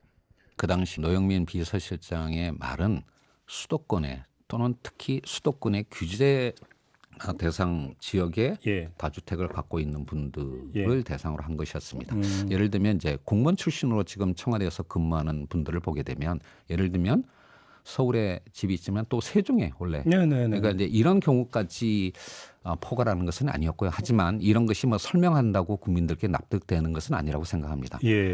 국민들께서 감성적으로 이렇게 받아들일 수 있도록 정부가 부동산 대책을 일관되게 집행해서 부동산 시장을 안정화시키는 것이 국민들에게 가장 어필하는 그런 어떤 방향이라고 생각을 합니다. 지난해 12월에 노영민 비서실장이 이제 다주택 참모들에게 주택 매각을 권고를 했는데 지금 경실련 발표에 따르면 오히려 2017년에 비해서 이제 집값이 올랐기 때문에 평균적으로 7억 3천만 원 그 청와대 참모들 시세 차익이 있었다는 거예요. 이게 어떻게 보면 개인의 재산권이기 때문에 뭐 강제할 수는 없는데 좀 박탈감의 문제 아니겠습니까? 저도 살고 있는 집이 있는데요. 제 집값이 아마 조금 올랐던 것 같아요. 제 감으로는 그래요. 알아보지는 않았지만 저도 시세 차익을 얻었습니다. 그러니까 시세 차익이라고 하는 표현을 이렇게 쓰면 안 된다고 저는 생각하는데요. 팔아서 내 돈에 내 호주머니에 들어와야 시세 차익이지 있는 게 가치가 올랐다고 시세 차익을 얻었다고 하는 것은 좀 과잉 표현이라고 저는 생각하고요. 다만 이제 얘기하는 것처럼 청와대가 그동안에 일관되게 국민들 그냥 주택 한 채 갖고 살기를 원했던 거 아니에요. 자꾸 갭 투자하고 얼마나 많이 사실 투기에 동참하고 있습니까? 그런 모습들에 대해서 물론 그거 외에는 달리 자산을 부풀릴 수 있는 방법이 없기 때문에 국민들이 그렇게 투자를 하고 나서는 것은 이해가 되나 그게 결코 바람직하다고 하는 방향은 아니잖아요. 그러면 청와대 참모들이 몸을 보이려고 하는 것은 지극히 당연하다. 물론 개인적인 사정도 있을 거예요. 우리가 알지 못하는 여러 가지 삶의 모습들이 있을 거라고는 생각하지만 그래도 오해를 받을 만한 정도의 사람이라고 하면은 적극적으로 뭐 2주택이든 3주택이든 갖고 있을 경우에는 매각을 했었어야 한다. 지금 노영민 실장 얘기 나온 지 6개월이 지났는데 아직까지도 이렇게 팔지 않는다고 하는 것은 국민들한테 반감을 불러일으키기에 충분하다고 생각합니다. 어떤 모범을 보이고 시장에 메시지를 준다는 측면에서 좀 동참할 필요가 있다 얘기해 주셨는데 근데 어차피 강요를 해도 이게 안 될 수 있는 부분도 많기 때문에 이럴 거면은 차라리 이제 집을 많이 가지고 있는 분들한테 부담을 많이 지우는 그런 정책을 내놓으면 되지 않느냐 이런 얘기도 있어요. 그러니까 제가 보기에는 청와대도 그렇고 지금 경실련의 이번 그 시위도 그렇고 좀 본질을 좀 많이 비껴간 거다라고 생각을 해요. 그러니까 청와대 참모진들이 여분으로 가지고 있는 주택들 다 정리한다 그래서 부동산 문제가 해결이 되나요? 실질적으로? 해결 안 된다는 거죠. 그리고 저는 그래서 처음부터 이런 지시를 내린 것 자체가 이건 굉장히 좀 문제가 있었다라고 생각을 해요. 그러니까 개인 재산권에 대해서 이래라 저래라 얘기하는 것도 부적절했을 뿐만 아니라 그리고 결과적으로 그것도 약속도 지키지도 못했잖아요. 그런 면에서 이건 굉장히 좀 부적절했다라고 생각하고 있고 경실련도 마찬가지다. 그러니까 부동산 대책의 전체적인 지금 그림을 지금 다시 그려서 어떻게든 이제 부동산 시장을 안정화시키는 쪽에 집중을 해야 되는데 너무 좀 이런 상징적인 부분에 지금 이제 매달리는 게 아닌가 저는 그렇게 생각합니다. 예. 네. 근데 이게 짧게요. 예, 예. 메시지가 굉장히 중요하잖아요. 네. 핀셋 규제라고 해서 여기 규제하면 저기 튀어나오면 저기 규제하고 이런 방식으로 가지 말고 차라리 얘기했던 것처럼 확실하게 투기 못하게 하겠습니다라고 하면은 확실하게 못하게 하는 메시지를 줘야 하는데 지금은 규제 나오면은 오히려 더 오를 것이다라고 하는 예. 심리가 생겨난 거 아닙니까? 예. 그것 자체는 실패한 것이다. 하지만 부동산 정책은 계속 땜질식일 수밖에 없습니다. 시장이 움직이는 데 따라서. 그것 자체를 우리가 비판해서는 안 되고요. 보다 근본적으로 보유세 인상이나 이런 부분까지도 우리가 검토를 해볼 시점이 되긴 됐다. 네. 그런 부분에 관한 토론이 좀 이루어져야 된다고 생각합니다. 지금 나오는 어떤 핀셋 규제보다는 투기를 잡을 수 있는 실질적인 좀 큰 네. 대책들, 큰 틀에서 나와야 된다. 두 분 말씀 공통적으로 이 부분에서 종합이 되는 것 같습니다. 이종훈, 김성환 두 분의 시사평론가와 함께했습니다. 고맙습니다.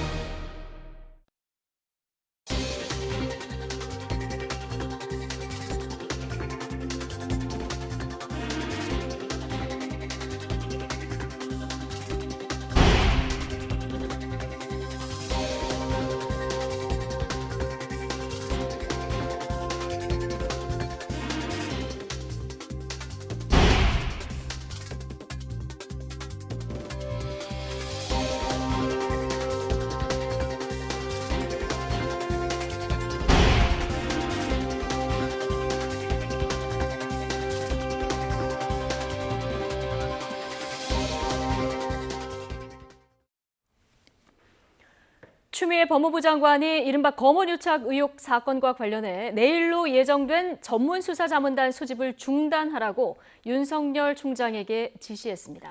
추 장관은 검찰청법 규정에 따른 장관의 수사 지휘권을 발동하는 것이라며 수사팀도 대검 지휘를 받지 않고 수사 결과만 검찰총장에게 보고하라고 지시했습니다. 취재기자 연결합니다. 박기환 기자. 네, 서울중앙지검입니다. 예. 추미애 장관 어제 국제법제사법위원회에서도 강도 높은 발언들을 내놓기도 했었는데 결국 검언유착 의혹 사건 전문수사자문단 중단 지시를 했군요. 네, 그렇습니다. 추미애 법무부 장관은 조금 전 윤석열 검찰총장에게 전문수사자문단 심의 절차를 중단하라고 지시했습니다. 또 서울중앙지검 수사팀은 대검찰청의 지휘를 받지 않고 독립적으로 수사한 뒤 수사 결과만 총장에게 보고하도록 하라고 지시했습니다. 추 장관은 이 같은 내용을 담은 수사지휘 공문을 윤 총장에게 발송했습니다. 검찰청법 8조에 따른 지휘라고 적시해 공식적으로 장관의 지휘권을 발동한 겁니다. 추 장관은 검언유착 사건과 관련해 철저한 수사를 통해 국민적 의혹을 해소해야 할 필요가 있다고 설명했습니다. 이어 윤 총장 최측근으로 알려진 현직 검사장이 수사 대상이므로 공정성에 의문이 제기되지 않도록 의사결정이 이뤄져야 한다고도 덧붙였습니다. 추 장관은 윤 총장이 지휘 감독을 일임했던 대검 부장회의에서 채널A 기자의 구속영장 청구 여부 등에 대해 결과를 내지 못했는데도 윤 총장이 전문수사자문단 소집을 결정하고 단원 선정 절차까지 마쳤다고 지적했습니다. 또 이 과정에서 검찰 구성원의 충분한 의견 수렴을 거치지 않았다는 지적은 물론 검찰 내부에서의 이의도 제기됐다고 밝혔습니다. 또 피해자 측이 신청한 검찰수사심의위원회의 결론과 다를 경우 혼란이 예상되고 국민도 수사 결과를 믿지 못할 우려가 커졌다고 지휘 배경을 설명했습니다. 애초 대검찰청은 검언유착 사건의 전문수사자문단을 내일 소집할 예정이었는데요. 이 같은 추 장관의 지시에 따라 무산될 것으로 보입니다. 앞서 전문수사자문단 소집을 두고 대검찰청과 서울중앙지검 수사팀은 정면 충돌 양상을 보였습니다. 이 때문에 어제 열린 긴급법제사법위원회에서 추 장관은 심각하게 우려하고 있다며 사과를 전했습니다. 또 윤석열 총장을 향해서는 더 지켜보기 어렵다면 결단을 내리겠다는 뜻을 밝히기도 했습니다. 결국 추 장관이 또 한 번 지휘권을 발동해 수사자문단 소집을 중단하라는 지시까지 내리면서 후폭풍은 더 커질 것으로 보입니다. 지금까지 서울중앙지검에서 전해드렸습니다. 네, 강경화 외교부 장관이 5달 만에 내신 기자간담회를 열고 상반기 외교 성과를 돌아봤습니다. 북한이 남북, 북미 대화에 복귀할 수 있도록 전방위적인 외교 노력을 계속하겠다며 이달 안에 고위급 인사 방안을 추진하고 있다고 밝혔습니다. 취재기자 연결합니다. 장하영 기자. 네, 외교부입니다. 예. 자, 이 추진한다는 고위급 인사 방안은 다음 주로 알려진 스티븐 비건 미국 국무부 부장관 이야기입니까? 네, 그에 대해서는 확인하지 않았습니다. 강경화 외교부 장관은 비건 부장관의 다음 주 방한 가능성에 대해서는 지금으로서 확인할 사항이 없다고 선을 그었습니다. 다만 모두 발언에서 이달 안에 고위급 인사 방한을 추진하고 있다고 밝혔는데요. 구체적으로 어떤 인사인지는 질문이 있었지만 일정이 확정되기 전까지는 발표하기 어렵다고 말했습니다. 강 장관은 모두 발언에서 남북, 북미 간 대화 모멘텀을 이어나가기 위해 노력하고 있다고 강조했습니다. 한반도 정세 악화 방지를 위한 상황 관리에 중점을 두면서 북한의 대화 복귀를 위한 외교적 노력을 전방위적으로 전개하고 있다고 말했습니다. 미국 대선 전 북미 정상회담, 어제 청와대가 강한 의지를 표명했죠. 여기에 대해서 강 장관은 청와대 발표 이상의 언급은 자제하면서 외교부는 외교부의 역할을 하고 있다며 이도훈 한반도 평화교섭 본부장의 방미도 그런 차원에서 이해해달라고 언급했습니다. 이 본부장이 지난달 18일 2박 3일 방미 기간 동안 이 스티븐 비건 미국 국무부 부장관을 만나서 북한을 대화로 견인하기 위한 여러 방안에 대해서 긴밀한 의견 교환을 하고 왔다고 말했습니다. 또 한미 워킹그룹에 대한 각계의 비판에 대해서도 문제의식을 서로 공유하고 우려를 불식하기 위해 운영 방식 개선 방안을 논의했다는 보고를 받았다고 밝혔습니다. 올해 초 청와대가 강하게 내세웠던 남북 대화 추진 전략이 다시 북미 대화 쪽으로 바뀐 것이냐는 질문에는 우리 혼자만의 결정으로 유동적인 정세를 통제할 수 없다며 정세에 따라 우리 전략을 수정하고 있다 이렇게 말했습니다. 네, 이런 가운데 한일 관계에 대한 질문과 답변도 있었죠. 네, 강 장관은 강제징용 배상 문제와 수출 규제와 관련해서 한일 간 입장 차이가 굉장히 크다고 말했습니다. 일본의 수출 규제 조치가 가장 큰 문제라는 기본 입장을 다시 확인했습니다. 오늘 외교부 내신 기자 간담회는 지난 2월 이후 5달 만에 열린 것입니다. 이 강 장관이 취임한 지도 3년이 지났는데요. 취임 후 3년을 돌아보면서 위안부 배지를 달고 참석했던 청문회 당시를 떠올리기도 했습니다. 제가 취임 3년을 맞이하게 될지도 전혀 예측을 못했던 상황이고요. 위안부 할머님들께서 가장 바라시는 것은 진정한 그리고 그 진정성이 끝까지 가는 그러한 사죄라고 생각이 됩니다. 그래서 그런 진정한 사죄는 외교 협상으로 받아낼 수 있는 것이 아니라고 생각이 됩니다. 그렇기 때문에 재협상 요구는 하지 않지만 그런 진정한 사죄가 필요하다는 입장은 분명히 밝히고 있고요. 네, 지소미아 재연장 여부에 대해서도 우리 정부는 언제든지 종료할 수 있는 권한을 갖고 있다며 이 수출 규제가 지난해 7월 1일 이전 상황으로 철회되고 원상 복귀돼야 한다는 점을 다시 강조했습니다. 지금까지 외교부에서 YTN 장하영입니다.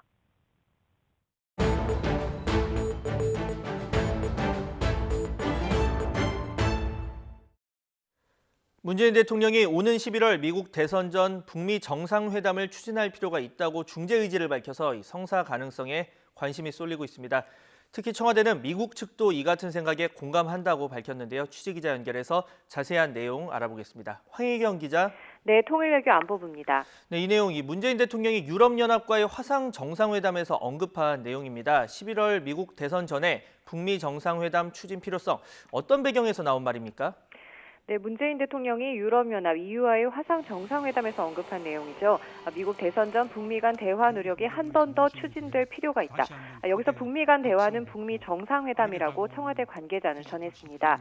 사실 문 대통령의 이 같은 언급은 현재 북미 간 실질적인 대화가 전혀 이루어지지 않고 있고 북한도 미국도 미 대선 전 정상회담에 대해 회의적일 거라는 관측이 지배적인 상황에서 나와 그 배경에 관심이 쏠리고 있습니다. 먼저 도널드 트럼프 대통령의 경우 대선 준비와 코로나19 대응 등으로 겨를이 없는 상황에서 대선에 특별히 호재가 될 만한 성과물을 내기 어렵다면 김정은 위원장을 만날 가능성은 희박합니다. 북한 역시 트럼프 대통령의 재선 여부가 불확실한 상황에서는 굳이 서둘러 대화 테이블에 나설 이유가 없을 거라는 관측도 적지 않습니다. 이런 가운데 문 대통령의 발언은 북한의 연락사무소 폭파 등으로 남북관계가 악화한 상황에서 한반도 정세의 돌파구를 마련하려면 북미 간 핵협상이 진전돼야 하는 만큼 중재 의지를 피력한 것 아니냐는 분석이 나옵니다. 특히 문 대통령이 올해 처음으로 북미 정상회담 추진 필요성을 언급한 만큼 북미 협상에 새로운 동력을 불어넣기 위한 물밑 작업이 이루어지고 있는 것 아니냐는 분석도 있습니다. 네, 가능성은 희박하지만 중재 의지를 피력한 것이다 이렇게 정리를 해주셨고, 이 문재인 대통령 통일 외교 안보 특보의 관련 발언도 앞서 있었습니다. 대선 전 북미 정상회담 가능성은 회의적이지만 실제로 미국 내에서는 긍정적인 기류가 있다 이렇게 얘기를 했죠. 네, 그렇습니다. 문정인 특보는 미국의 싱크테크인 국익연구소 한국 담당 국장 해리 카지아니스가 미국 백악관과 공화당 내에서도 대선 전 북미 정상회담에 대해 긍정적 기류가 있다고 언급했다고 어제 한 토론회에서 밝혔습니다.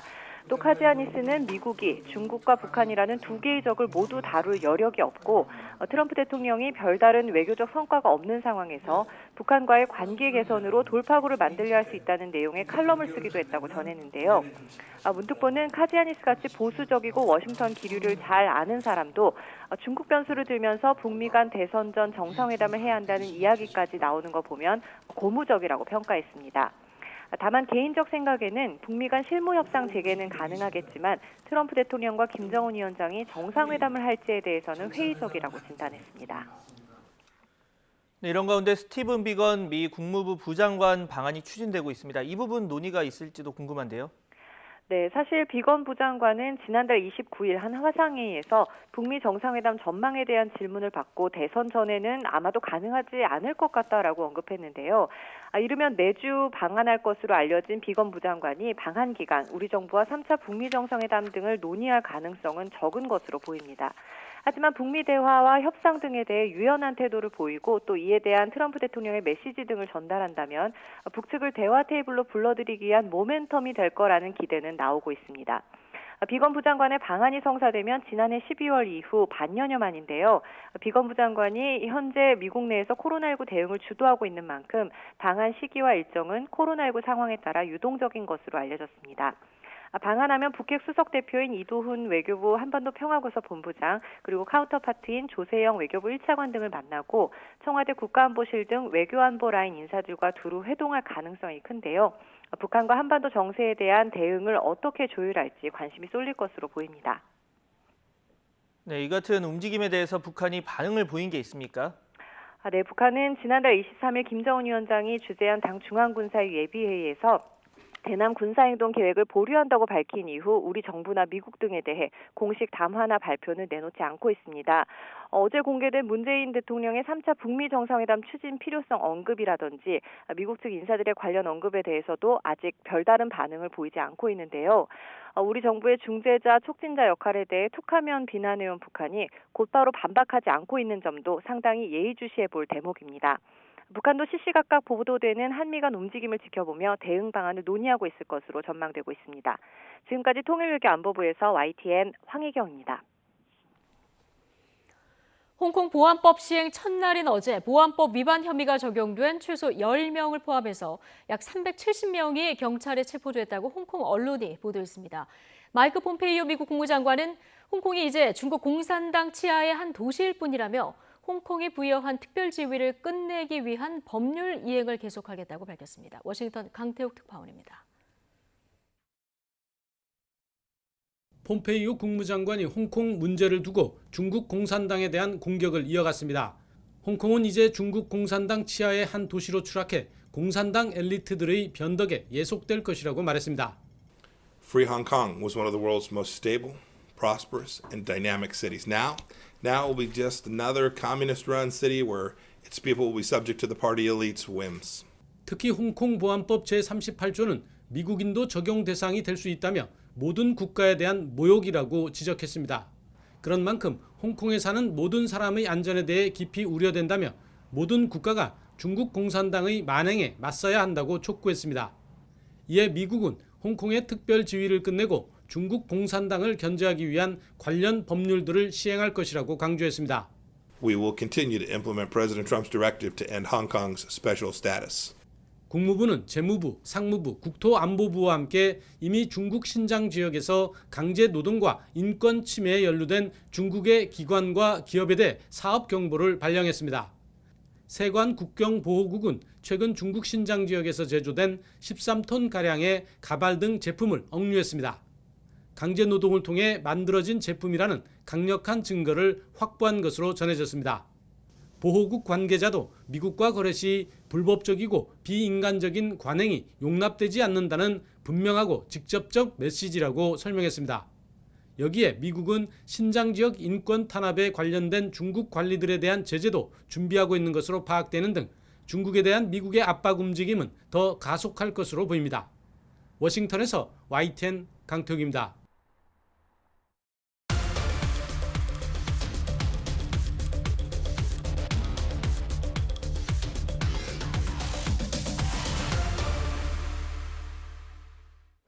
유튜브에서 성희롱 발언 논란에 조작 방송까지 이어지면서 비판이 거셉니다. 관련 내용 짚어보겠습니다.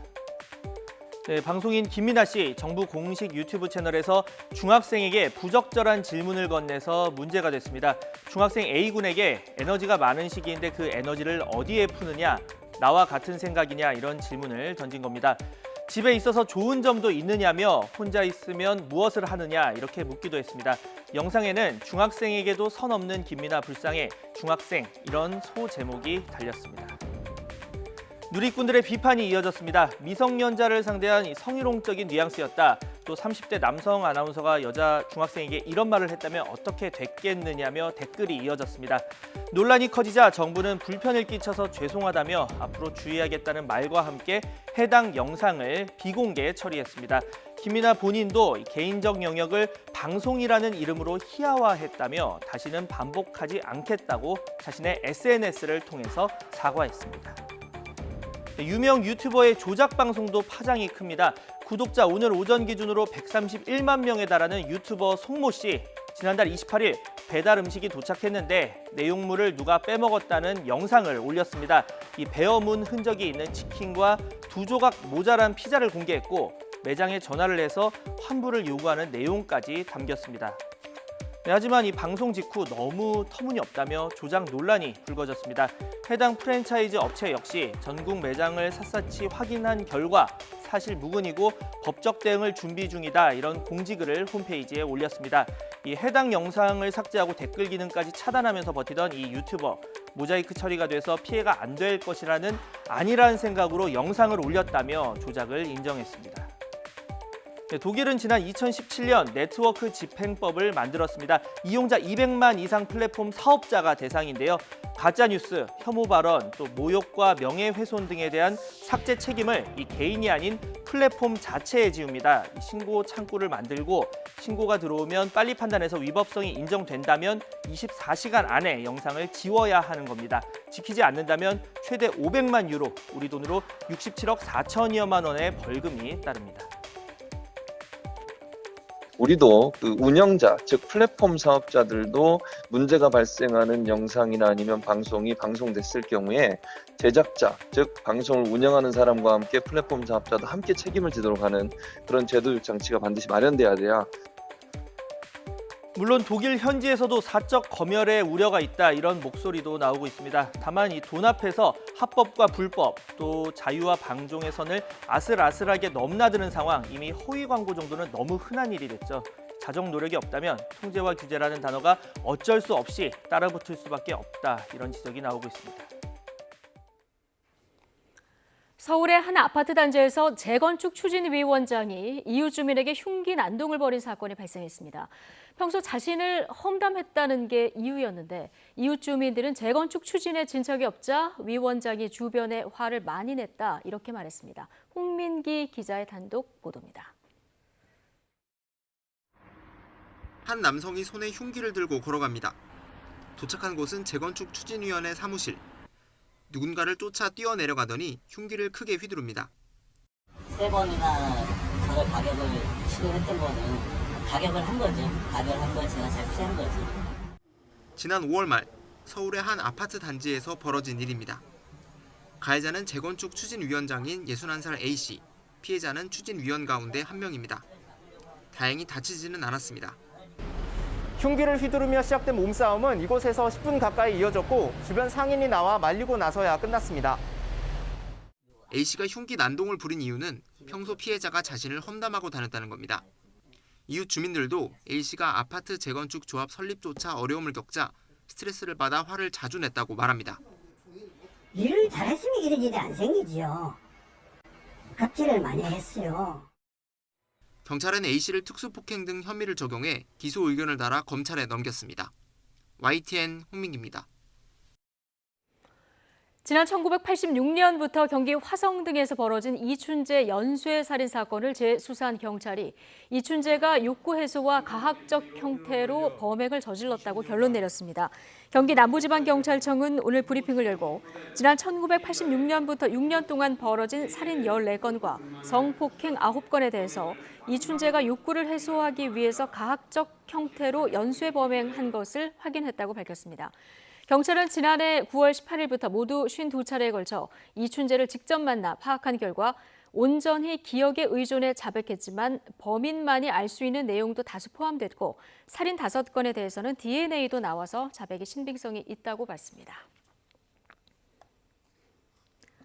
이른바 서울대 학술회의 영상 속 학생이 조국 전 법무부 장관의 딸 조민 씨일 가능성을 배제할 수 없다는 국립과학수사연구원 감정 결과가 나왔습니다. 서울중앙지방법원은 정경심 동양대 교수의 공판에서 지난 2009년 5월 서울대 학술회의 영상 등에 관한 국과수 감정 결과를 공개했습니다. 재판부는 국과수에서 서울대 공익인권법센터 세미나 당시 강의실의 여성 영상과 변호인이 제출한 조 씨 사진 여러 장을 대조한 결과 동일인일 가능성을 배제할 수 없다는 회신이 왔다고 밝혔습니다. 네, 트라이애슬론, 철인 3종 경기라고 하죠. 정말 힘든 스포츠인데 이 종목 국가대표를 지낸 22살, 앞날이 아주 밝았던 여자 선수가 전 소속팀의 가혹행위를 폭로하고 스스로 목숨을 끊었습니다.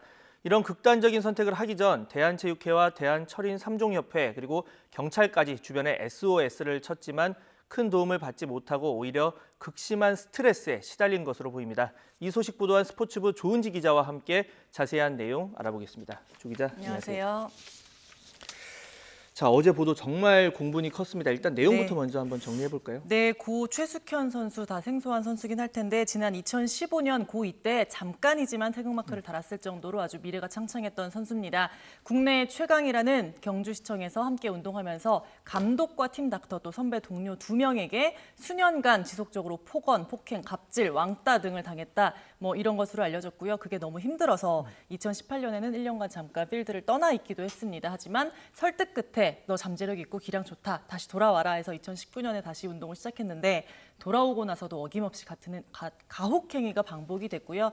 결국 선수와 부모의 문제 제기 끝에 올해 초 부산시 체육회로 팀을 옮겼습니다. 그리고 새 출발을 다짐하고 선수 측은 대한체육회 또 경찰 등에 나 이런 일 당했다 처벌해달라라고 이제 진정을 하고 호소를 했습니다. 하지만 해결되는 것은 없었고요. 결국 고소 사실로 인한 극심한 스트레스 끝에 결국 지난달 26일 엄마 사랑해 그 사람들 죄를 밝혀줘 이런 유언을 남기고 투신했습니다.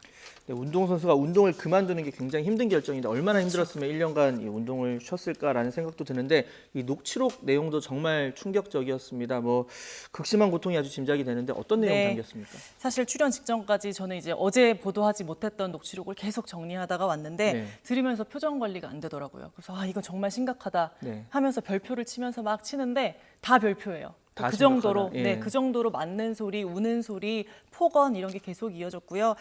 충격적이라서 사실 이거를 보도하는 게 올바른가 이런 생각도 많이 들었는데 그럼에도 불구하고 생생하게 선수의 이런 고통을 알리는 게 좀 더 사태 해결에 도움이 되지 않을까 하는 측면에서 오늘 또 다른 녹취를 한번 준비를 해봤는데요. 한번 듣고 올까요?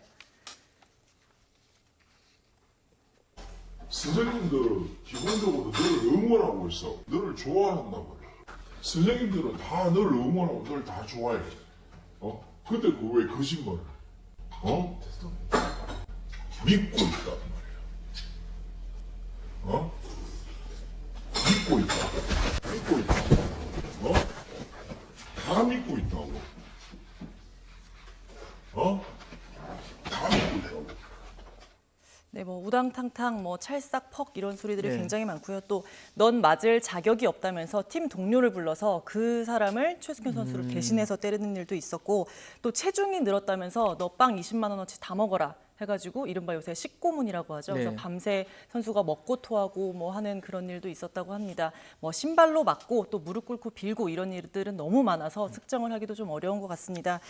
훈련 일지를 보면 온통 괴로운 뿐인데요. 뭐 비 오는 날 먼지나게 맞았다. 체중 다 뺐는데도 욕은 여전하다. 차에 치이든 강도가 찌르든 그냥 좀 죽어버렸으면 좋겠다. 이런 얘기들이 정말 많아요. 좀 읽기도 힘듭니다. 네, 저희가 방금 들은 이 녹취록도 사실 이런 상황에서 네. 몰래 녹음을 한 건데 이게 이런 사실을 전부 뭐 체육회라던가 아니면 경찰 이런 수사기관에 알렸다는 건데 왜 변화가 없었던 겁니까? 어른들에게 알리려고 수년간 정말 그 가혹한 극심한 상황에서도 남몰래 녹음을 하면서 정말 마음을 졸였을 텐데요. 네. 근데 이게 어쨌든 팀을 옮기고 새 출발을 하고 이제 이 사람들을 좀 응징을 하고 싶다 이런 네. 뜻으로 지금 선수가 용기를 냈을 텐데 결과적으로 이게 잘 된지를 모르겠어요. 왜냐하면 최 선수가 이제 숨진 게 지난달 26일 새벽 1시 반경입니다. 네. 본인이 사는 그 옥상에 올라가서 그런 극단적인 선택을 했는데 YTN 취재 결과 최숙현 선수가 투시 이제 밤에 한 거니까 네. 그날 오전에 체육회 스포츠 인권센터에서 전화를 받았다고 해요. 네. 그러니까 뭐 팩트 확인을 하려고 전화를 나름대로는 했을 텐데 경주시청 측 그러니까 너가 신고한 네가 진정한 그 4명 측에서 부인한다. 변호사를 사고 만반의 대비를 하는 것 같다. 그리고 이게 지금 경찰 쪽에서 수사를 하고 있으니 사실 우리는 강제 수사권도 없고 걔네들 연락도 안 되고 변호사 사고 선임한다는데 뭐 우리가 좀 뭐 어쩔 도리가 있느냐 좀 지켜보겠다. 이런 내용을 전화를 전달을 했다고 해요. 네. 이건 지금 최숙현 선수는 말을 할 수 없는 상황이지만 그날 저녁까지 같이 있었던 팀 동료에게 그런 얘기를 했다고 해요. 그러니까 네. 본인 나름대로는 그러니까 주변에 들어보면 아니 신고까지 해놓고 이제 처벌만 남았는데 도대체 왜 그런 극단적인 선택을 했느냐 많이들 의아해하시는데 이제 선수 입장에서는 온 힘을 짜내서 정말 마지막으로 신고를 하고 SOS를 했는데 오히려 아무도 도와주지 않는 그런 희망이 없는 절망적인 상황이 좀 더 이어져서 더 힘들지 않았을까 이런 생각이 들고요. 최숙현 선수 아버지도 자꾸 이제 그런 사람들이 전화를 해서 애한테 야 가해자들이 아니라 그러는데 변호사 사고 공식 대응한다는데 증거 더 없어? 계속 이런 식으로 얘기가 오니까 선수가 극심한 스트레스에 시달렸을 수밖에 없다라고 얘기하고요. 동시에 이게 평범한 사람도 사실 소송이라고 하고 누구를 고발하는 건 어려운 일인데 체육인은 같이 숙소 생활을 하잖아요. 그러니까 같이 훈련 끝나고 다 같이 밥 먹고 다 같이 자는데 거기다 계속 전화를 걸어서 무슨 일이 있냐 하면 옆에 동료지만 그래도 또 어떻게 얘기할 수도 있고 뭐 이런 것들이 어린 선수가 감당하기에는 굉장히 어려웠을 걸로 보입니다. 이렇게 뭐 작은 사회, 폐쇄된 사회에서 사실 내부 고발을 하면 우리 흔히 그런 말 많이 듣잖아요. 고발하면 너만 손해다 그렇죠. 하면서 참아라 이런 얘기를 하고 이렇게 용기를 냈는데 이런 반응까지 이제 체육회에서 들어오니까 더 아마 좌절을 했을 것 같은데 자, 안타깝지만 이런 상황 뭐 시청자분들도 아마 어디서 많이 봤는데 이런 생각을 하실 겁니다. 이게 해마다 반복되는 얘기들인데 왜 이게 달라지는 게 없을까요? 해마다 반복되고 그때마다 대책이 나오지만 사실 늘 똑같은 얘기를 저도 몇 번을 하는 것 같아요. 그러니까 진정서도 보면 이제 그 어린 선수가 팀 정말 하늘 같은 감독님, 나의 선배 이런 사람들을 고발한 건 정말 큰 용기잖아요. 근데 체육계라는 게 사실 뭐 다른 분야보다 1등 빼고 아무 의미가 없습니다. 뭐 메달, 진학, 입상 다 성적 지상주의로 돌아가고 잘하는 놈은 어찌 됐든 간에 다 이해가 되는 그런 분위기가 돼요. 그리고 특히 경주시청 같은 경우는 전국 최강팀입니다. 그리고 여자 랭킹 1위를 보유한 좋은 팀이에요. 그래서 그 선수, 에이스 선수 위주로 돌아갈 수밖에 없었다고 하거든요. 그러니까 이 구조적 문제를 따져보려면 동료 선수의 말도 한번 들어봐야 될 것 같습니다. 네. 나갔다는 그리고 뭐 하면은 그냥 메달 제조기니까 시청에서 좋아하죠 당연히. 점수 따라줘. 자기는 영상 높여줘. 얼마나 좋아하겠어. 일단 그 사람을 선보를 내칠 수가 없는 거예요. 그 사람이라고 하는 게 이제 잘하는 선수를 말하는 거고 최숙현 선수가 진정을 했던 나를 괴롭힌다라고 했던 사람입니다. 여기에다가 이제 어릴 때부터 선수들은 정상적인 그 평범한 교육을 받지를 않고 폐쇄적인 과정에서 혹독하게 훈련을 받잖아요. 그래서 좀 길들여지는 경향이 있어요. 뭐 가스라이팅, 그루밍 뭐 이런 얘기들 위계에 의한 성범죄 할 때 많이 들어본 단어인데 저는 이걸 들으면서 아 정말 길들여졌다. 선수가 앞에도 녹취 보면 우린 널 그렇게 사랑하고 너 잘 되라고 때리는데 선생님들 마음을 왜 몰라주니 이런 얘기들이 나오잖아요. 그러니까 이 궤변에 선수들도 다 좀 세뇌가 된 게 아닐까 이런 생각이 좀 듭니다. 네, 사실 그 사람을 이해하지 않으면 버틸 수 없는 그런 상황이 그렇죠. 될 수밖에 없는 이런 현실이 문제인데 자 선수가 이미 숨져서 굉장히 답답한 상황입니다. 뭐 추가 피해자들도 법적 소송을 지금 검토하고 있다고요? 네, 지금이라도 용기 내겠다. 숙현이한테 미안하다. 우리가 그 원한 갚아주겠다 하면서 이제 경주시청 동료였던 2명이 법적 소송을 검토하고 있습니다. 지금 증거를 모으고 있다고 해요. 그러니까 이 사건을 앞장서서 폭로하고 있는 게 미래통합당의 이용 의원입니다. 봅슬레이 스켈레톤 감독을 하시다가, 그러니까 체육인이시죠. 그렇죠. 그러니까 감독을 하시다가 지금 배지를 달게 되셨는데 어제 직접 피해 선수들 2명 또 그들의 부모와 함께 면담을 했다고 하는데 제가 통화해봤더니 상상 초월이다. 이거는 정말 일파만파다 하면서 이제 더 많은 준비를 하고 계시는 것 같더라고요. 네. 근데 일단 고소를 폭행을 하려고 하면 정확히 언제 어디서 몇 대를 왜 맞았는지 이런 게 정확히 기억이 나야 됩니다. 근데 그게 어쩌다 한번 맞으면 기억이 나지만 날이면 날마다 장기간 맞으면 기억하고 특정하기가 사실 쉽지가 않아요. 그래서 그 정리 작업을 지금 하고 있는 것으로 알고요. 동시에 이제 선수 입장에서는 언제 맞았다고 얘기를 할 수는 있지만 그래도 내가 이 판에서 계속 운동을 하고 살아남으려면 내가 이렇게 내부 고발을 해도 될까라는 좀 최종 결심 그런 게 좀 남아야 좀 필요할 것 같고요.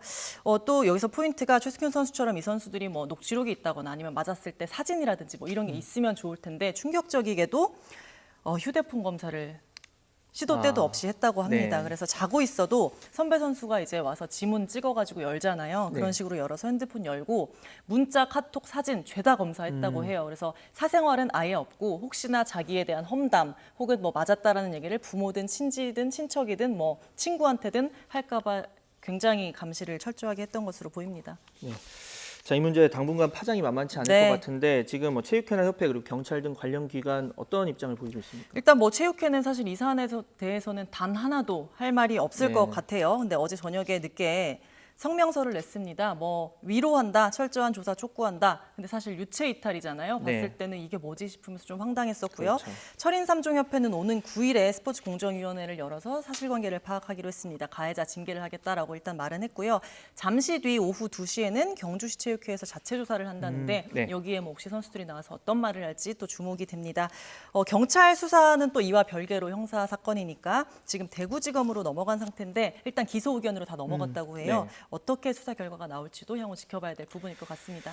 네, 이번만큼은 좀 이런 문제 뿌리 뽑혔으면 좋겠는데 후속 보도도 쭉 지켜보겠습니다. 자, 지금까지 스포츠부 조은지 기자와 함께했습니다. 오늘 수고하셨습니다. 감사합니다.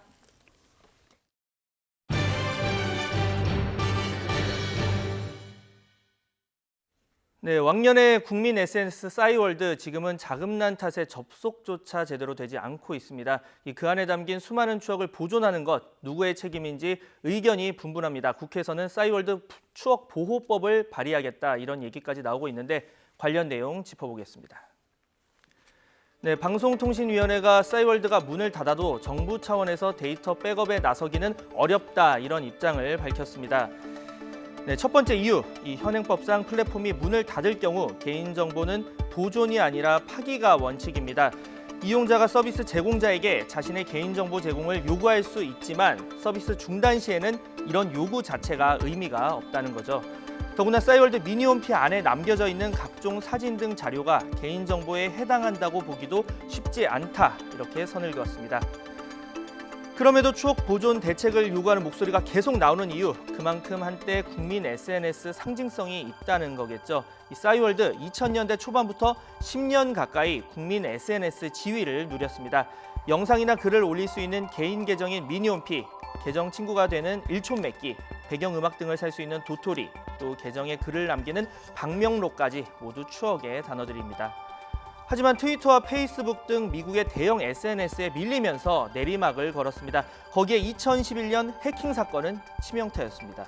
2015년에는 그래서 플랫폼을 바꿔서 모바일 시장을 공략했지만 무용지물, 지난 2018년에는 심폐소생술을 연상케 하는 광고를 내놓으면서 이용자들의 유턴을 호소하기도 했습니다. 직접 보시죠.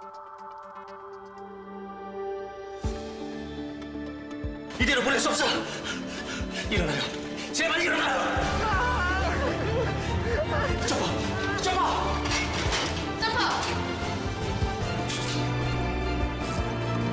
여러분의 관심으로 살릴 수 있습니다.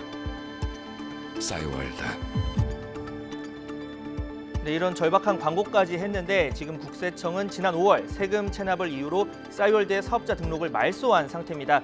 데이터 백업을 강제할 방법도 마땅치 않습니다. 싸이월드의 현재 연 매출이 100억 원 미만으로 사용 중단을 이용자에게 알릴 의무도 없고 또 백업 미희행 등 이 이용자 불만 처리 노력 의무를 다하지 않아도 과태료는 최대 1,000만 원에 불과한 상황입니다.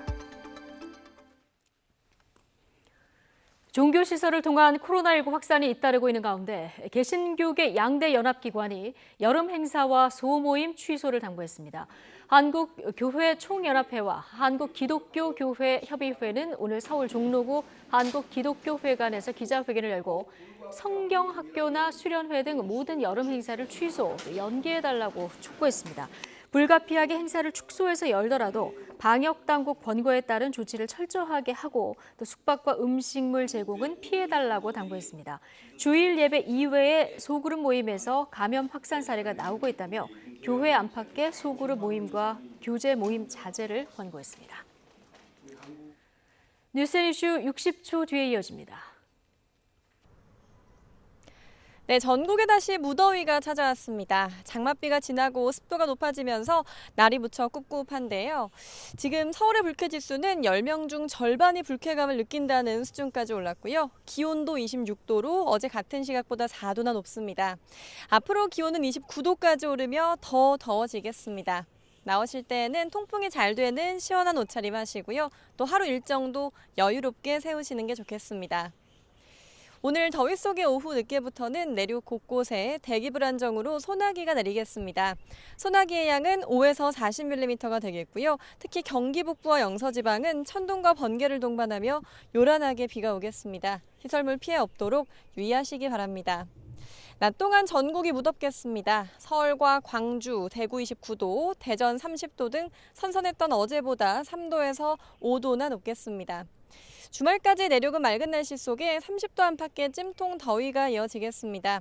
하지만 제주도는 내일 일시적으로 장마전선이 북상하면서 장맛비가 내리겠고요.